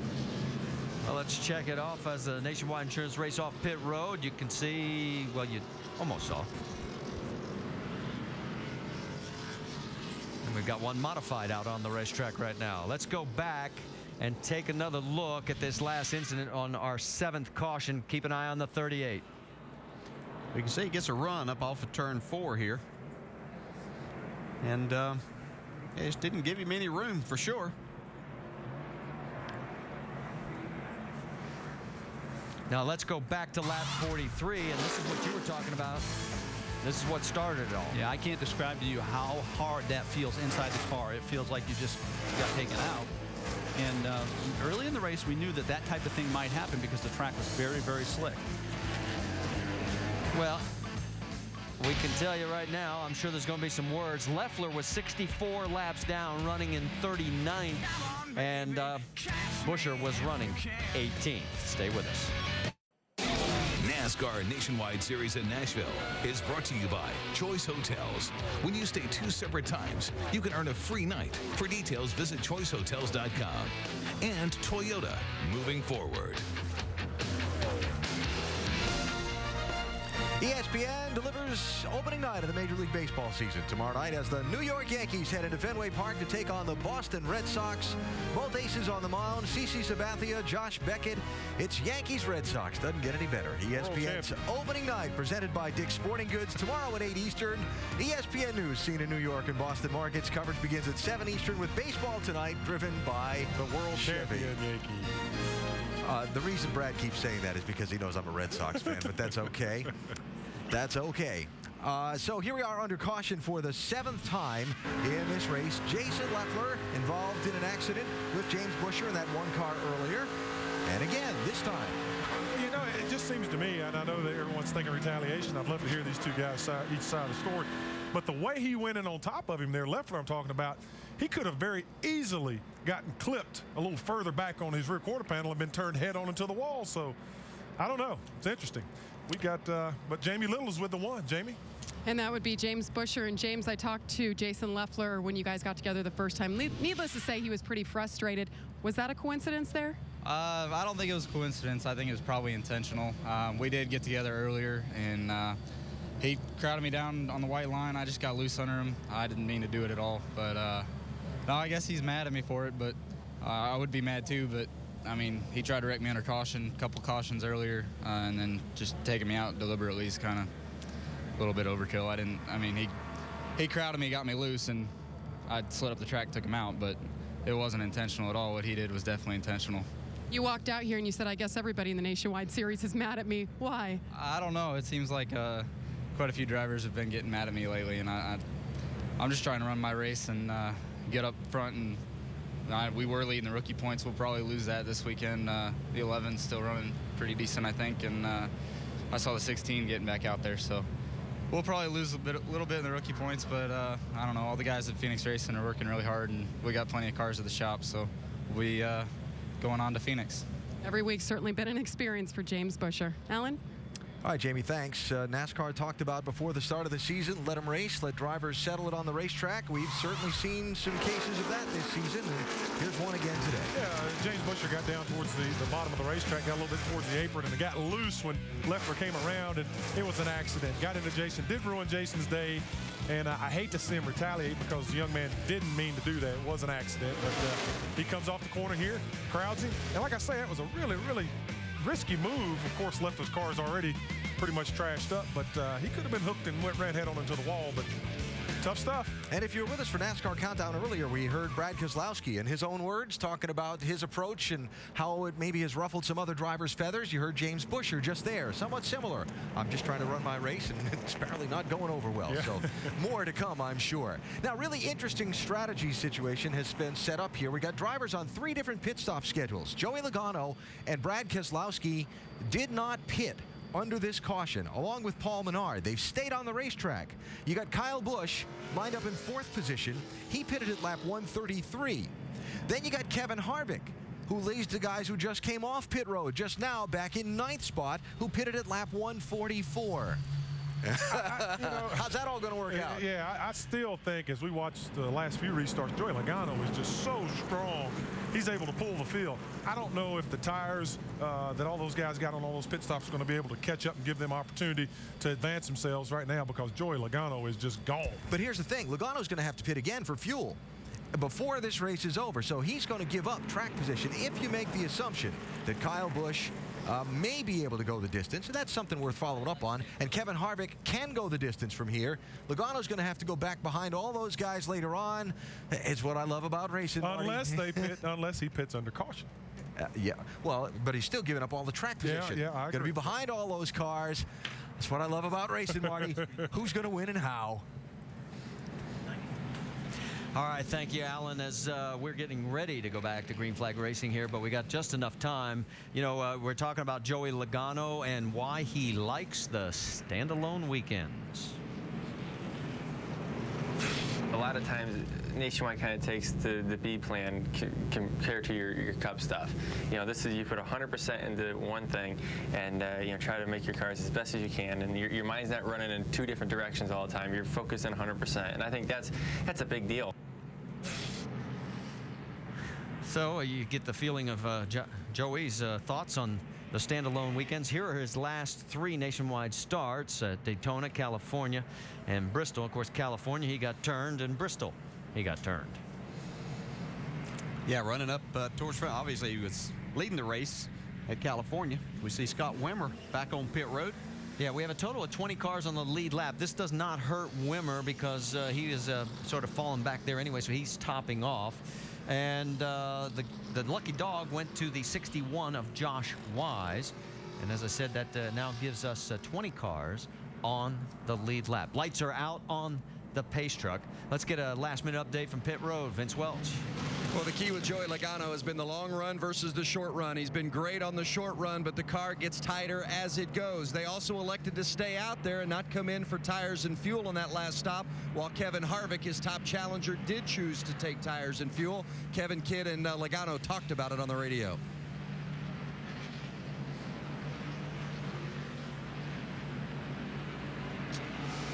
And we'll see if we can get that radio transmission just a little bit later. Let's reset it for you. It'll be Joey Logano on the inside, Brad Keselowski on the high side, then Menard, Kyle Busch in row 2, Trevor Bayne, Michael Annett, row 3, and Johnny Sauter, Brendan Gaughan, row 4, Kevin Harvick, Carl Edwards. That rounds out your top 10. And we just got word as we go back to green flag racing, the 38 has been parked by NASCAR for aggressive driving. We'll try and get an interview with Jason Leffler. That should be fun. Kind of a straightforward restart. I'm going to watch the 18 car here. He has fresher tires. He's battled his way back up to the leaders. Let's see how much strength he has. He's running third right now. Michael Annett got a great run going right now in that 15 car. And Paul Menard has fought his way back from near the back of the field. And he is running up in this top group as well.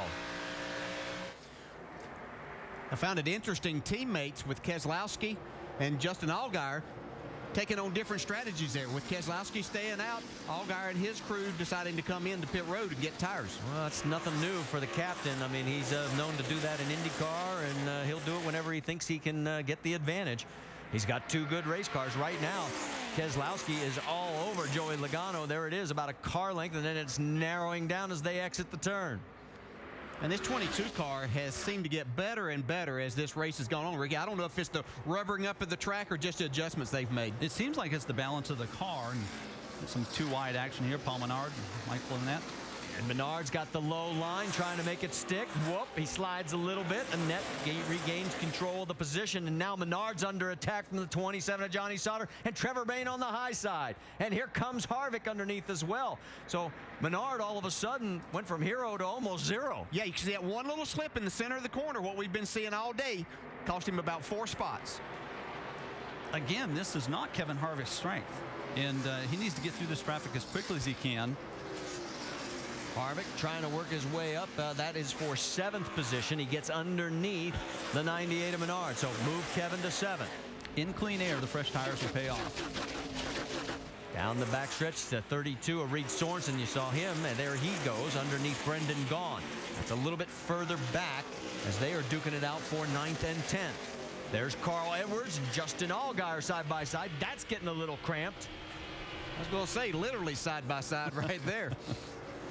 Almost traded paint schemes on each other's car.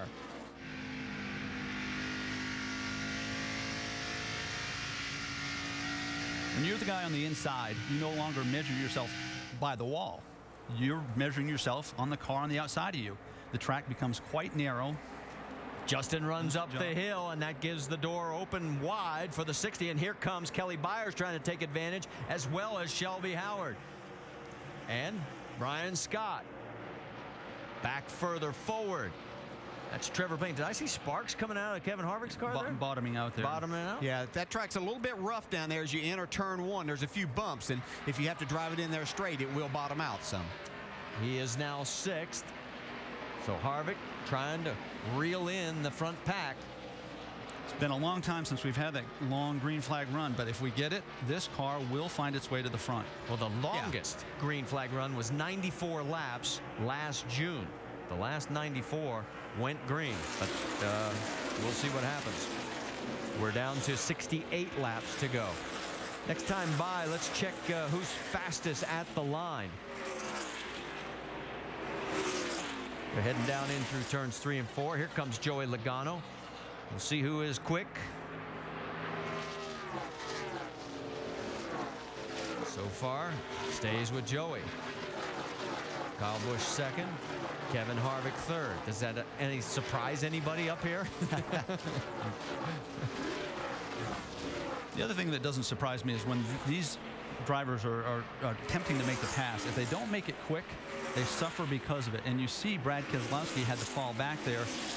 And again, that was because he caught Logano and didn't get to pass him quick enough. Here comes Carl Edwards. That's lap traffic, and that is for 9th place. And Boy, Menard had his eyes full, I'm sure, when he saw all of a sudden here comes left side, right side with that slower car. And Justin Allgaier gets under Menard as well. So Paul has been sliding back now the last few laps. All right, while all this is going on, we said we were going to try and track down Jason Leffler. Jamie Little, you've got him. And Jason Leffler has been parked by NASCAR, meaning he cannot get back out on the track. James Busher said that was definitely intentional. Jason, what's your take? I don't know. My car was really tore up and it was hard to handle there. It was really fast. Drove right back up there with no quarter panel on it. I don't know, some could have rubbed the right front. It just took off on me. So that's part of racing. And it's a shame. The Great Clips Camry was really good, even like I said, with it tore up as bad as it was. Our times were really good. So it's frustrating when you get taken out early like that, but it's part of the sport. All right, that's the story, Marty. All right, thanks for the update, Jamie, as Jason Leffler will steam on that one for a little while we continue to watch all the action out on the track. Hey, the leader of the most laps has won only 4 of the last 9 races. Joey Logano has led 109, but here's the twist. The last season, well, both of the races were won by the leader of the most laps. Go figure. Let's set the calendar for you for next week, because the NASCAR Nationwide Series will be in Phoenix for qualifying at 5 Eastern and the race Friday night at 9 Eastern, both on ESPN2. And then the weekend has plenty of O'Reilly NHRA Spring Nationals action, both again on ESPN2, with qualifying Saturday at 11 Eastern and the finals Sunday at 8 p.m. Eastern Time. Race leader right now, Joey Logano. He has led 115 laps. And we've now got 58 laps to go. He's clinched the bonus points there. You can see the gap over second place, Brad Keselowski. A little bit further back by 3 seconds is Kyle Busch. Now, let's start talking about one thing, and that is fuel, because it looks like we could have a situation arising here with some of these cars. Yeah, these guys, we had the green flag stops earlier. They went about 68 laps, and then these other guys have been talking about 70 laps, might be a max. They had a little more than that to go when we went back green flag racing. I've been watching Kevin Harvick's time. He has a fast race car, but he's holding back a little bit right now. I think he is possibly looking at saving fuel right now and trying to stretch this. He has the tires to do it, but can he save enough fuel? We know the guys right up front are going to have to stop. Right, because Brad Keselowski pitted on lap 100. Edwards at 104. Now Kyle Busch, Michael Annett, Kevin Harvick, lap 144. So mathematically, if they can save enough fuel, they're there. Ricky, we forgot to tell you that Andy normally does that figuring for us, and you were supposed to figure fuel mileage for us here today. I'll take care of it, guys. Okay, I'll get back to you. A couple of 90s, a 98 of Paul Menard diving underneath the 99 of Trevor Bayne, and here comes Brendan Gaughan to get in this mix as well. That is for 10th, 11th, and 12th on the racetrack. All 3 of these guys have done a great job today, and it's harder to do this, these 3 occupying one another, than it is to be Joey Logano out front. Drop a little bit further back. How about the battle for 15th, as you've got Brian Scott duking it out with Shelby Howard. And this is a great run for this 70 team. Shelby Howard is one of 2 career best finishes, was at Memphis last October, where he finished in 12th. So right now, this would rank right up there with that team based out of Indiana and trying to work their way forward here at Nashville. All right, we mentioned fuel. Let's go back to the front of the field. Let's go up to speed. And Vince, what's the latest on Joey Logano's situation? Well, Joey Logano, as you noted, has led the most laps today, and he did not come for fuel or tires on that previous stop, and he and crew chief Kevin Kidd had that discussion. What should they do? They ended up staying out. They're going to have to come at about lap 182. That's about 10 laps from now. Now, second place is the 22 of Brad Keselowski. They're in the similar situation. They're looking a couple of more laps longer than Logano, but still looking about the 185 mark. So about another 12 or 13 laps for the 22 of Keselowski. As you see Brad looking under now on the 20 of Joey Logano for the lead. Dave Burns. And Vince, I don't know how they're going to save much fuel on those cars. I guess they don't really have to, racing that way. Kyle Busch behind them, on the other hand, has been saving some fuel. And just about 5 laps ago, crew chief Jason Ratcliffe told his driver that they would be right on it, or maybe a half lap short as far as fuel goes. That's before any extension of the race to make sure we get it in under green. They've got a set of sticker tires sitting here behind the wall for Kyle, so my bet is a late caution. You will see them come down pit road, but it looks like they could stay out on fuel if they wanted to. All right, thanks for the update on the top 3 as they continue. And remember, Kyle pitted on lap 144. And it was Brad at lap 104 and Joey Logano at lap 100. And we now have 51 to go. And there's the fuel gauges for everybody. And the only one that really looks good is Kyle. I've been figuring this since Dale asked me. And Dale, I'm ready to get back to you here. Logano and Keselowski cannot make it. You're on top of it. You know, I'm finding out you're a lot like Andy already. He states the obvious a lot of times there. Okay, well, that's the gap right now between first and second is about 9/10 of a second as Brad Keselowski gets ready to go around Kenny Wallace. Kenny 1 lap down, soon to be 2 now, in 24th position. This is agonizing for these guys, but I tell you what, you don't want to run out of gas here. 50 laps to go, 49 this time by. So it's going to get interesting here if we do not have another caution. So this will be our final green flag break. When we come back, we'll take you to the checkered flag with Brad Keselowski right now, 1 second ahead of Joey Logano.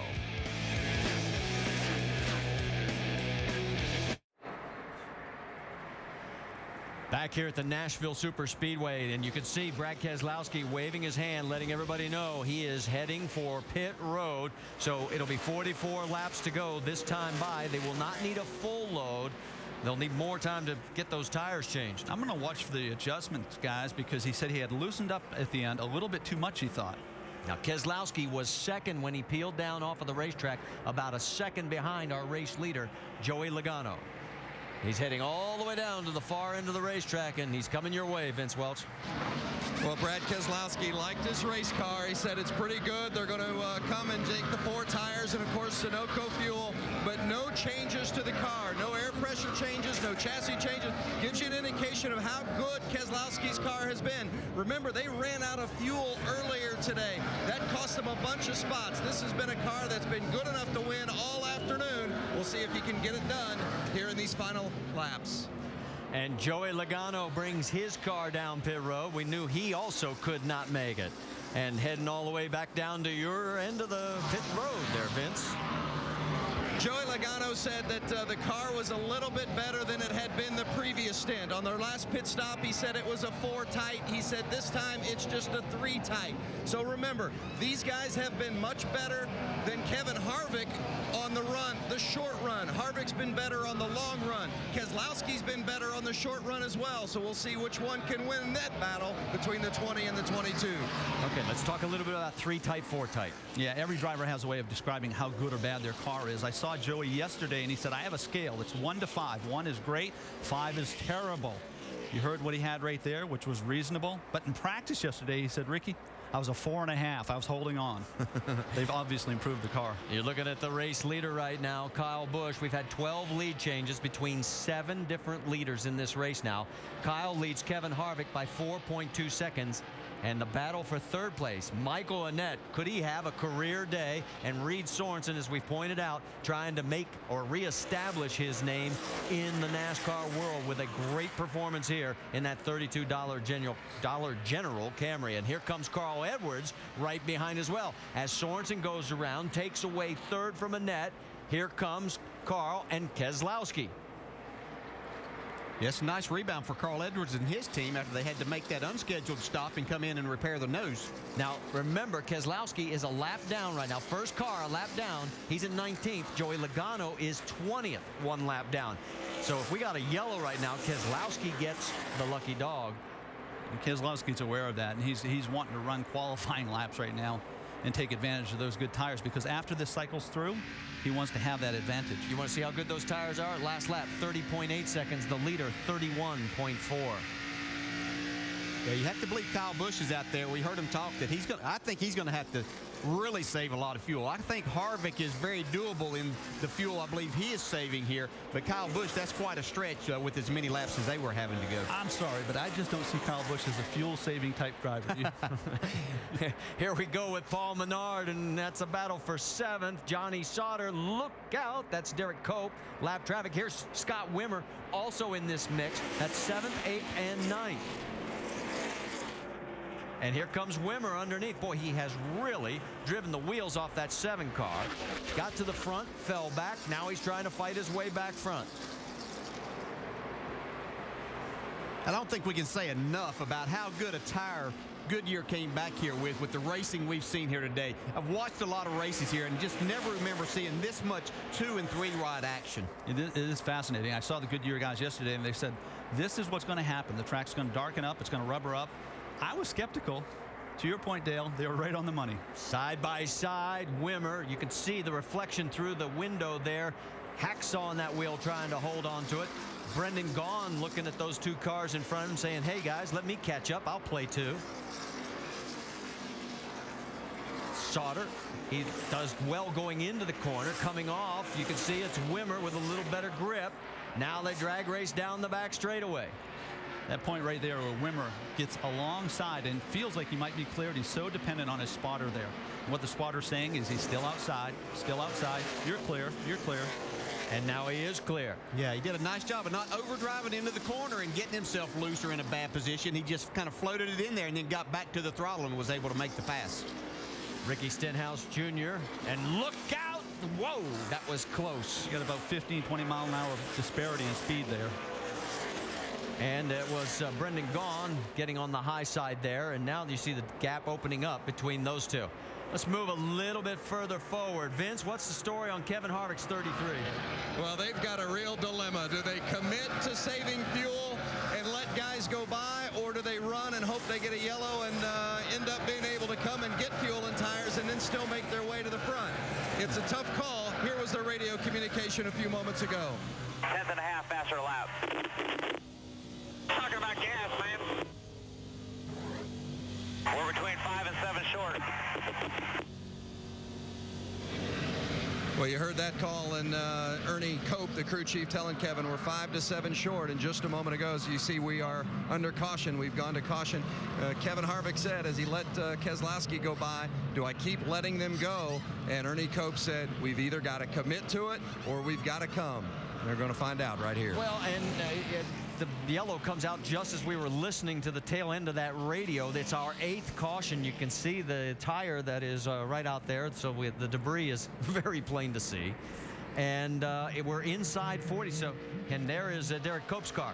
Yeah, there was a little contact between the 73 and the 99 coming out of turn 4. I think Derek Cope already had a problem, but that's what happened and where that tire came from there. And then the 26 car spun coming onto pit road.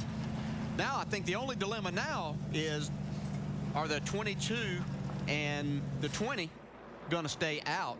Because I think the rest of these guys have to come get tires. They'll have to stay out because they're a lap down, won't they? True. My fault. Yeah, yes. My bad. Yeah, they're going to have to get that. Yeah. In fact, you're take the wave around. You're not going to believe this, but it looks like, according to scoring, Josh Wise will get the lucky dog. Let's go to Dave Burns. Kyle Busch said, I want the car to turn better, but I got to have the rear end of the car in the track. They're going to make a slight air pressure adjustment. 4 tires, just 4 seconds worth of fuel. Jamie? And Reed Sorensen has lost front grip air pressure adjustment to help that 4 tires fill it up with Sunoco fuel. Vince. You see the 33 of Kevin Harvick. He says it's just a little bit too loose, so they're going to make just a 2-tire change with an air pressure adjustment and hope it snugs up the 33. And that was something that we didn't think we'd see any of because of the fact of the concrete surface and that you would be better with 4. So a big gamble here. Harvick is first off the Nationwide Insurance race off pit road. Kyle loses a spot. Brendan Gaughan, he also takes 2 tires and picks up 7 spots. I'm not sure he needed to gamble there, you know, but if you're going to, this is the point to do it. But, you know, 2 of the players are sort of out of the picture right now, and Harvick's in a good position. Yeah, that is a little surprising because you would think with a good, reasonable pit stop, they would come out second to Kyle as they went into him. And a little bit surprising there. Well, let's go back and show you exactly what happened for the reason that we got this 8th caution. As watch the 26 of Brian Keselowski, whoops, trying to get into pit road and spun her around.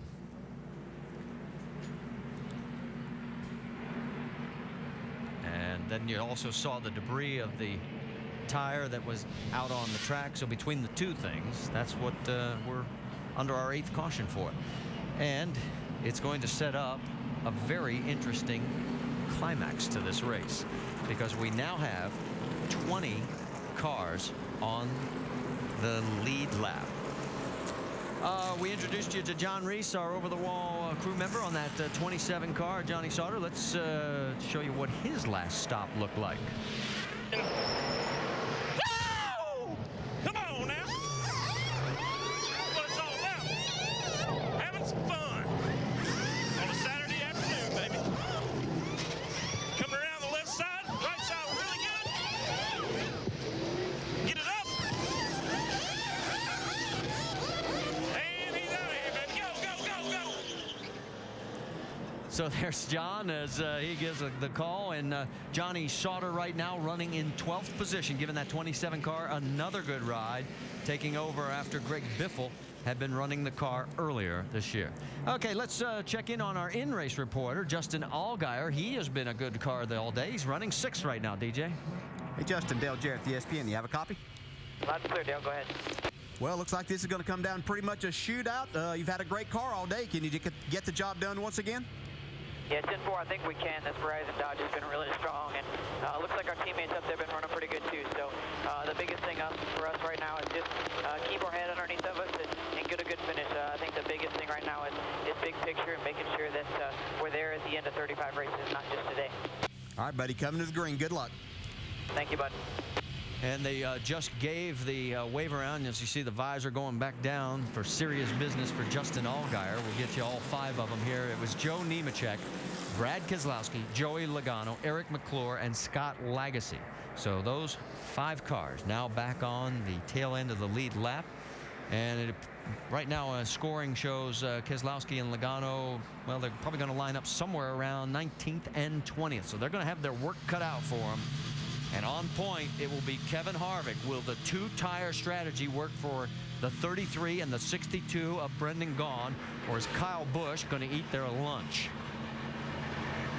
We are about to find out. Lights out on the pace truck, turns down towards pit road, and it's Harvick with the inside line, slowly bringing him down as we get ready to go back to green flag racing with 30 laps to go here at Nashville. Harvick needs the clearing before he gets to turn 1, and he does. Brendan Gaughan trying to stay right on his back bumper. Kyle on the high side. There's Carl Edwards drifting up a little bit as well. Further back, that was John West Townley. No harm, no foul. Here comes Reed Sorensen on the inside for that 3rd spot. Whoa, Brad and look at Keselowski. Man, you talk about slicing. Woof. He is on a mission. Just made a statement, didn't he? Keselowski has already up to 13th, and we just completed 1 lap since going back to green flag racing. And here he goes to the outside. Yeah, he's still going to need some help, a caution flag, but we know that can happen here in these last 29 laps. That's Kelly Byers as he's looking underneath. Restarted 18th, and now 13th. And this is on older tires. Is that correct? That's right. He doesn't have many laps on him. Yeah. So he clears Byers, continues his march towards the front. Comes Reed Sorensen for 2nd.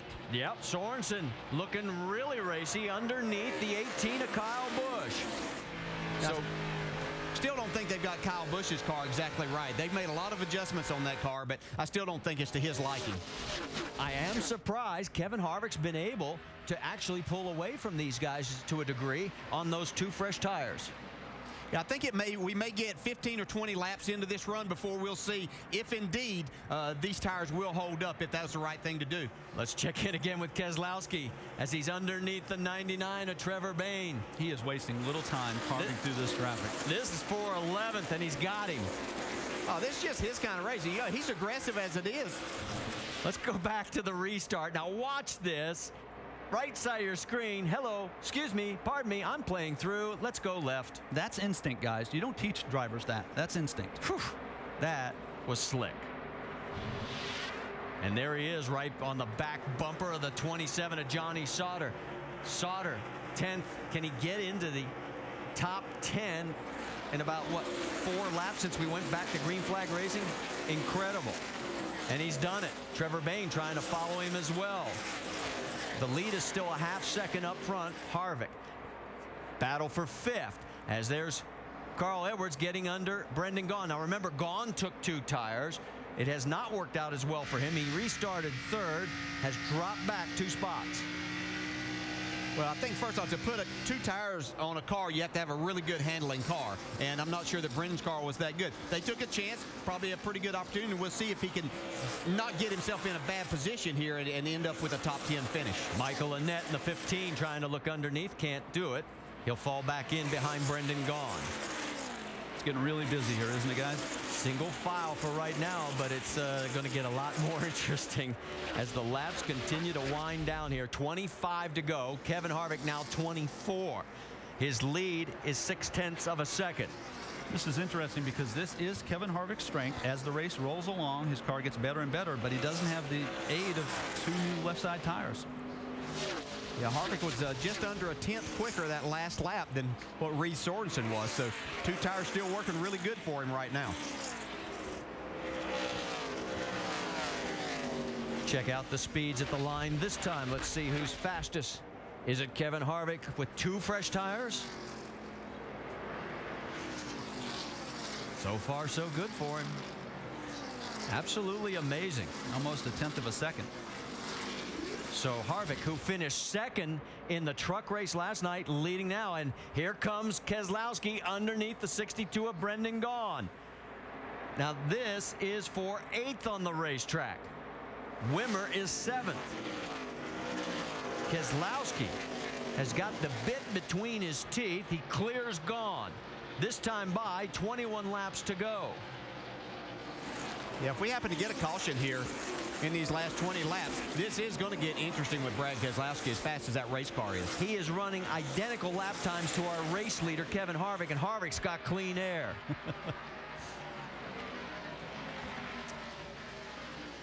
Top of the hour. If you're just tuning in, we're glad you're joining us. We are in the final 21 laps. Kevin Harvick is one of 7 different leaders that we've had, 13 lead changes. His lead right now in that 33 car over Reed Sorensen is 0.7 of a second. But the man that is on a mission is Brad Keselowski. Restarted after a late caution just a number of laps ago in the 18th position. Another one who also is coming back through the field is Joey Logano, but it's taking him a little longer. That was for 12th as he gets around a fading Johnny Sauter. I think that's what's so impressive about Brad Keselowski. These 2 guys started back at the same place back there or within a spot of each other, and Keselowski's been able to slice and dice, as you said, Marty, right up through the field. Logano spent most of the day out front, and Keselowski seems to have been in traffic most of the day and is making the best of it. And Keselowski now closing in on Michael Annett for 6th position. Nobody's won more races on concrete in the last 10 than Keselowski. No one has scored more points in the last 17 on concrete than Brad Keselowski. And we always refer to Carl Edwards as old Concrete Carl. I'll tell you, the concrete has a different feel. Not every driver can adapt to it. Not every driver can capitalize on it. He obviously can.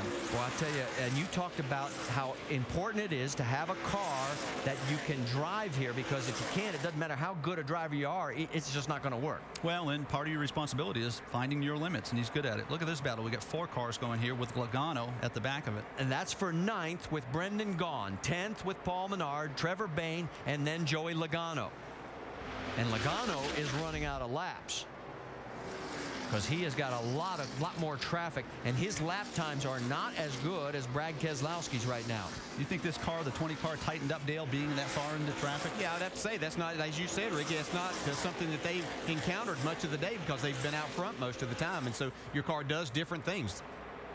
Let's go speeds at the line this time, because Harvick last lap was 31 seconds and Keselowski was quicker again in traffic. So let's see how it shakes out. on down through. Where's Keselowski? Yeah, number 1. Woof. Yeah, and again, I think he's going to have some help because he's a little too far. He's 4 seconds behind to win this race, but he's made something as he looks at the big picture in the championship. This could have hurt him tremendously in the points today, but he's come back and been able to pick up quite a few spots. Speaking of the points, last year at this time, the gap between first and third was 124 points. Right now, the top 5 are separated by 66. We've got ourselves a great championship battle beginning to take shape here in the 5th race of the 2010 season. And this man, I'm hoping Kevin Harvick stays with the series all year long. He's going to add something to this. I agree with you. He brings a lot of personality to the series. There's the top 3, and it would be a tie between Allgaier and Brad Keselowski. And this is the best Dodge's ever run in this series, 2nd and 3rd. Remarkable. Yeah. Ricky, you know, in this situation, as fast as Brad's car is, you're sitting there as a driver and you're saying, man, I wish we could have a caution because I think I could win. But as soon as you do that, you're usually part of the caution, so you're a little bit hesitant. Joey Logano has just moved back into the top 10, getting around Paul Menard. But he is 7.9 seconds behind. He's got a long way to go. Brad Keselowski is 4 seconds behind in 6th, and the laps are winding down. Next time by, it'll be 14 to go.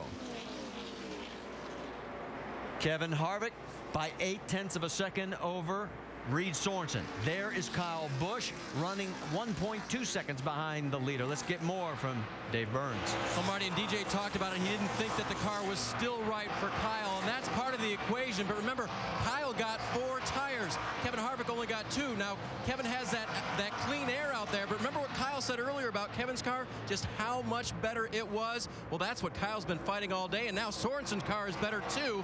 Kyle Busch will not be able to catch them at the end of this race. The gap, as we said, between first and third, 1.2 seconds. There you see them as they go by. Sorensen just beat the leader by 1/10 of a second, though. He closed that gap back to just 7/10. A little bit further back, there's Justin Allgaier and Carl Edwards. That's your top 5 running through your screen. Here is a battle for 7th place. Wimmer getting around the net. So move Scott Wimmer back into the 7th with the number 7. And Michael Annett drops back to 8th. Yeah, 2 guys that really needed a good run here today. Both of them done a really good job running in the top 10 and top 5 part of the day. They've raced a very, very smart race. That's the gap back to your race leader, Kevin Harvick. Let's get an update on his situation. Vince Welch.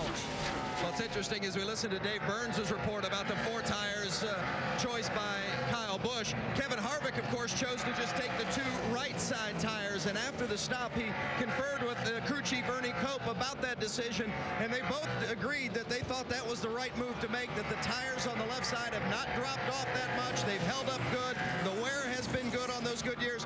They thought for sure they had made the right call, thinking that Keselowski was going to be too far deep in the pack to be able to charge his way back up toward the front. So far, he's holding true. Well, I got to tell you, to me, it was a gutsy call because we saw nobody try that as an experiment early in the race. Yeah, the only thing that you could think with those guys is how good their car's been on long runs. And generally, Ricky, whenever you have a car that's good on long runs, you're not wearing out that left front tire. That's what I was thinking. And the fact that the left side tires probably weren't wearing that much.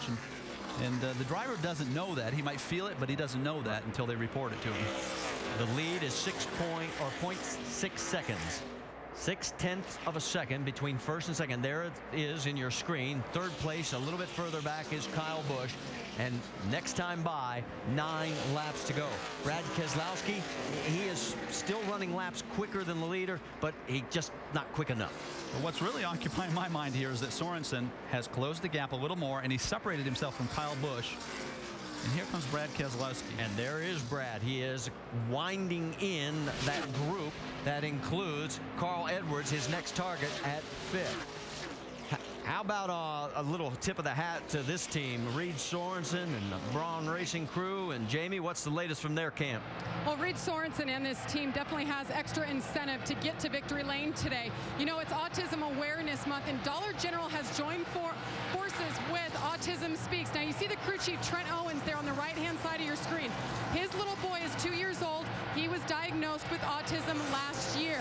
Now, Dollar General has told this team if they make it to victory lane today, they will give $50,000 to autism. So an extra effort this team is trying to put in to get to victory lane today. They are 0.6 of a second away from 50 grand. He closed in more right now. That deficit's going to be even less when they cross the line right here. Well, he got awfully close and a little loose to that wall coming out of 4. And there is the gap between first and second, and it's down to half a second. So we may have a shootout yet. 7 laps remaining if Reed Sorensen can reel him in. He'd just love to get to that back bumper. Maybe not to even hit him, but just to loosen Kevin Harvick up a little bit with just those 2 tires. All right, let's try speeds at the line one more time. Oh, man, Sorensen driving the wheels off this thing. He is hanging it out. That's an example of this racetrack tempting you. Give me a little more. You left something on the table, and you go after it, you lose the whole car in the middle of the corner. Kyle Busch, Brad Keselowski again. But again, Keselowski is 2.9 seconds back. He has been driving a great comeback, but he's just not going to have enough laps. 6 to go now, and there's the gap between first and second, and it's just up over a half a second. Battle for 8th is Joey Logano going around Michael Annett and clears him. Well, we haven't talked about it all day, but we've had a lot of green-white checkers this year. Never had one here, though, in Nashville. So, of course, that's probably the kiss of death. But with now 5 laps remaining, Joey Logano has moved into the 8th position.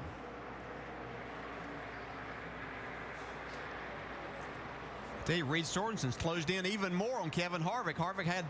He caught traffic at a wrong place and slowed him down a little bit the last lap. That's Joe Nemechek, and boy, look at this. It's really tightening up a little bit further back. There is Brad Keselowski trying to catch Carl Edwards at the same time. Keselowski has stalled a little bit. I think those tires are giving up a little here. Oh, we got a great battle going. Yeah, let's go back up front because this is where it's really getting good. Again, more lap traffic. Derek Cope, and it looks like Sorensen is better at 3 and 4, and Kevin's better in 1 and 2. Both of these drivers are using every inch of the racetrack on the exit and getting awfully close to that wall. Cope gives plenty of room. The gap is 0.4 of a second. 3 laps to go, Vince Welch. Well, the 33 team knows that the 32 is closing. They just came on the radio to Kevin Harvick, and they said, if you've got any more, we got to have it now. He's coming. Let's see if Harvick's got any more. Does the 2-tire strategy pay dividends for Kevin Harvick? He is hanging on, but the lead is dwindling. That's the view from Harvick's car. Yeah, the good thing for Kevin Harvick right now is he should not encounter any more lap traffic in these last 2 laps. Yeah, but the bad news is Reed Sorensen is saying, I want to win. It has been quite a while since Sorensen has been to victory in the NASCAR Nationwide Series. We've documented. Frame of mind. Kevin Harvick has been in this situation enough that I think that that's going to be the difference.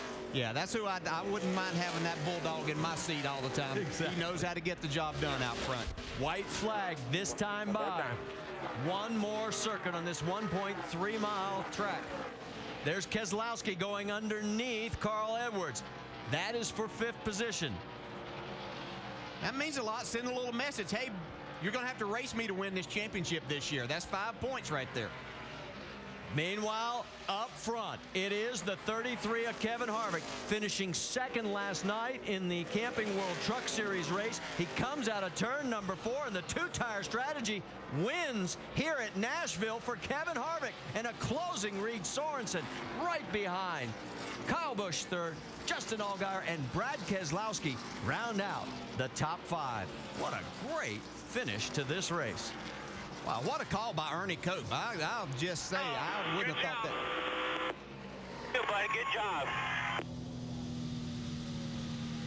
Harvick's 36th Nationwide Series win in his 241st start. Wife Delana, Ernie, slapping hands, high-fiving everybody that they can find. Isn't it interesting? He was the strongest car on the long run. We ended the race with a long run, and it worked out. And, Doc, I think you've climbed the war wagon. Let's talk to Ernie. Yeah, Ernie just talking to his driver and see if they can do a burnout. Remember, they use these engines every 3 races. Ernie, take us through the thought process on that gutsy 2-tire call. After we did, I wish we had took 4, seeing everyone else took 2.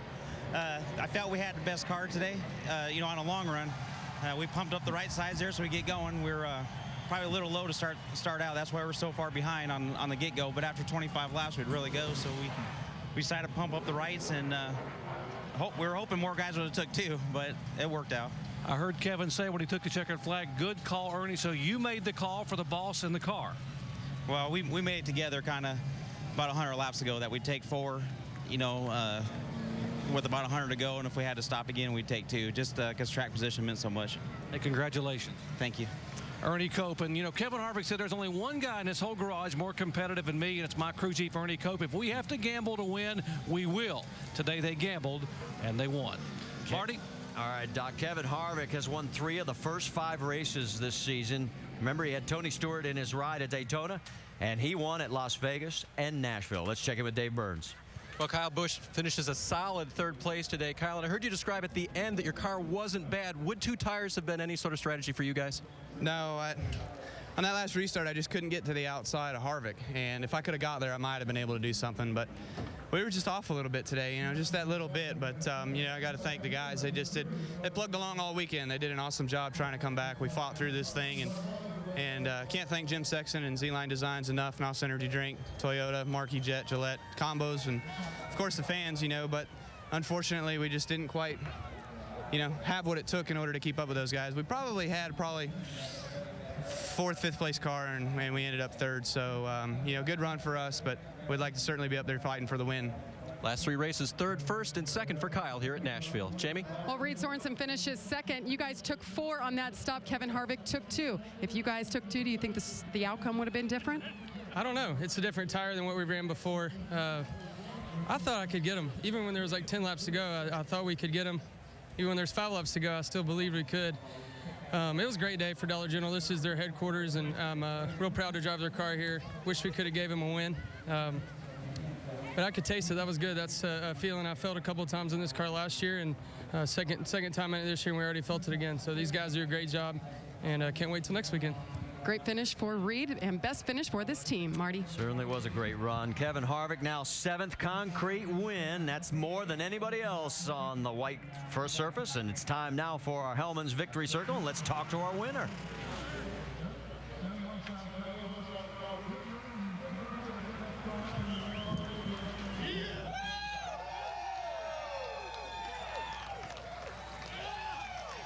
Kevin Harvick raises the guitar at Nashville. It is his 55th career NASCAR win. That's tying Rusty Wallace now for 10th all-time among the NASCAR victories. And his 2nd guitar, how's it feel to have that guitar again in your hand? Oh, man, it feels good. You know, to come on your off weekend and be able to win the guitar at Nashville is pretty cool. Just got to thank everybody from Armour, Ream, Jimmy John's, Chevrolet, everybody that makes this thing go around. Just a lot of fun to drive today, and the fans for coming out on their Easter weekend. Just a great weekend to come race, and the weather turned out great, and just a lot of fun. Ernie made the right pit call there. Everybody did a good job on pit road today, and got us another guitar. Ernie said that indeed you guys had talked about whether or not you take 4 or 2 there, agreed that 2 was the right call, but how many laps more you think you could have held off the 32? It was coming strong. Yeah, I mean, I thought the track position was going to pay off there for us at the end. We didn't have very many laps left. You never know until you actually put the tires on. I'm not usually a 2-tire guy, but today we got the track position, and we were able to get out there just far enough and do what we needed to do. Kevin Harvick, he told me earlier today that he and Ernie are real sore losers. No losing today. They're in victory lane in Nashville, Alan. So Kevin Harvick picks up the opening $25,000 nationwide Dash for Cash bonus check. A little extra money on top of his winnings for the day and that Gibson guitar. Congratulations to Harvick. The championship after 5 rounds of the season. Carl Edwards maintains a close lead over Brad Keselowski. Good championship shaping up for the Nationwide Series. That moves from here in Nashville out west to the Phoenix Mile. It is Friday night. Our coverage of the NASCAR Nationwide Series at 9 Eastern on ESPN2 that Friday night. So this one saw a little bit of everything this sport can throw at you. Crashes, tempers, paybacks, hard side-by-side racing, strategy, and a tense race to the finish. Kevin Harvick, your winner. The 2009 World Series of Poker is next.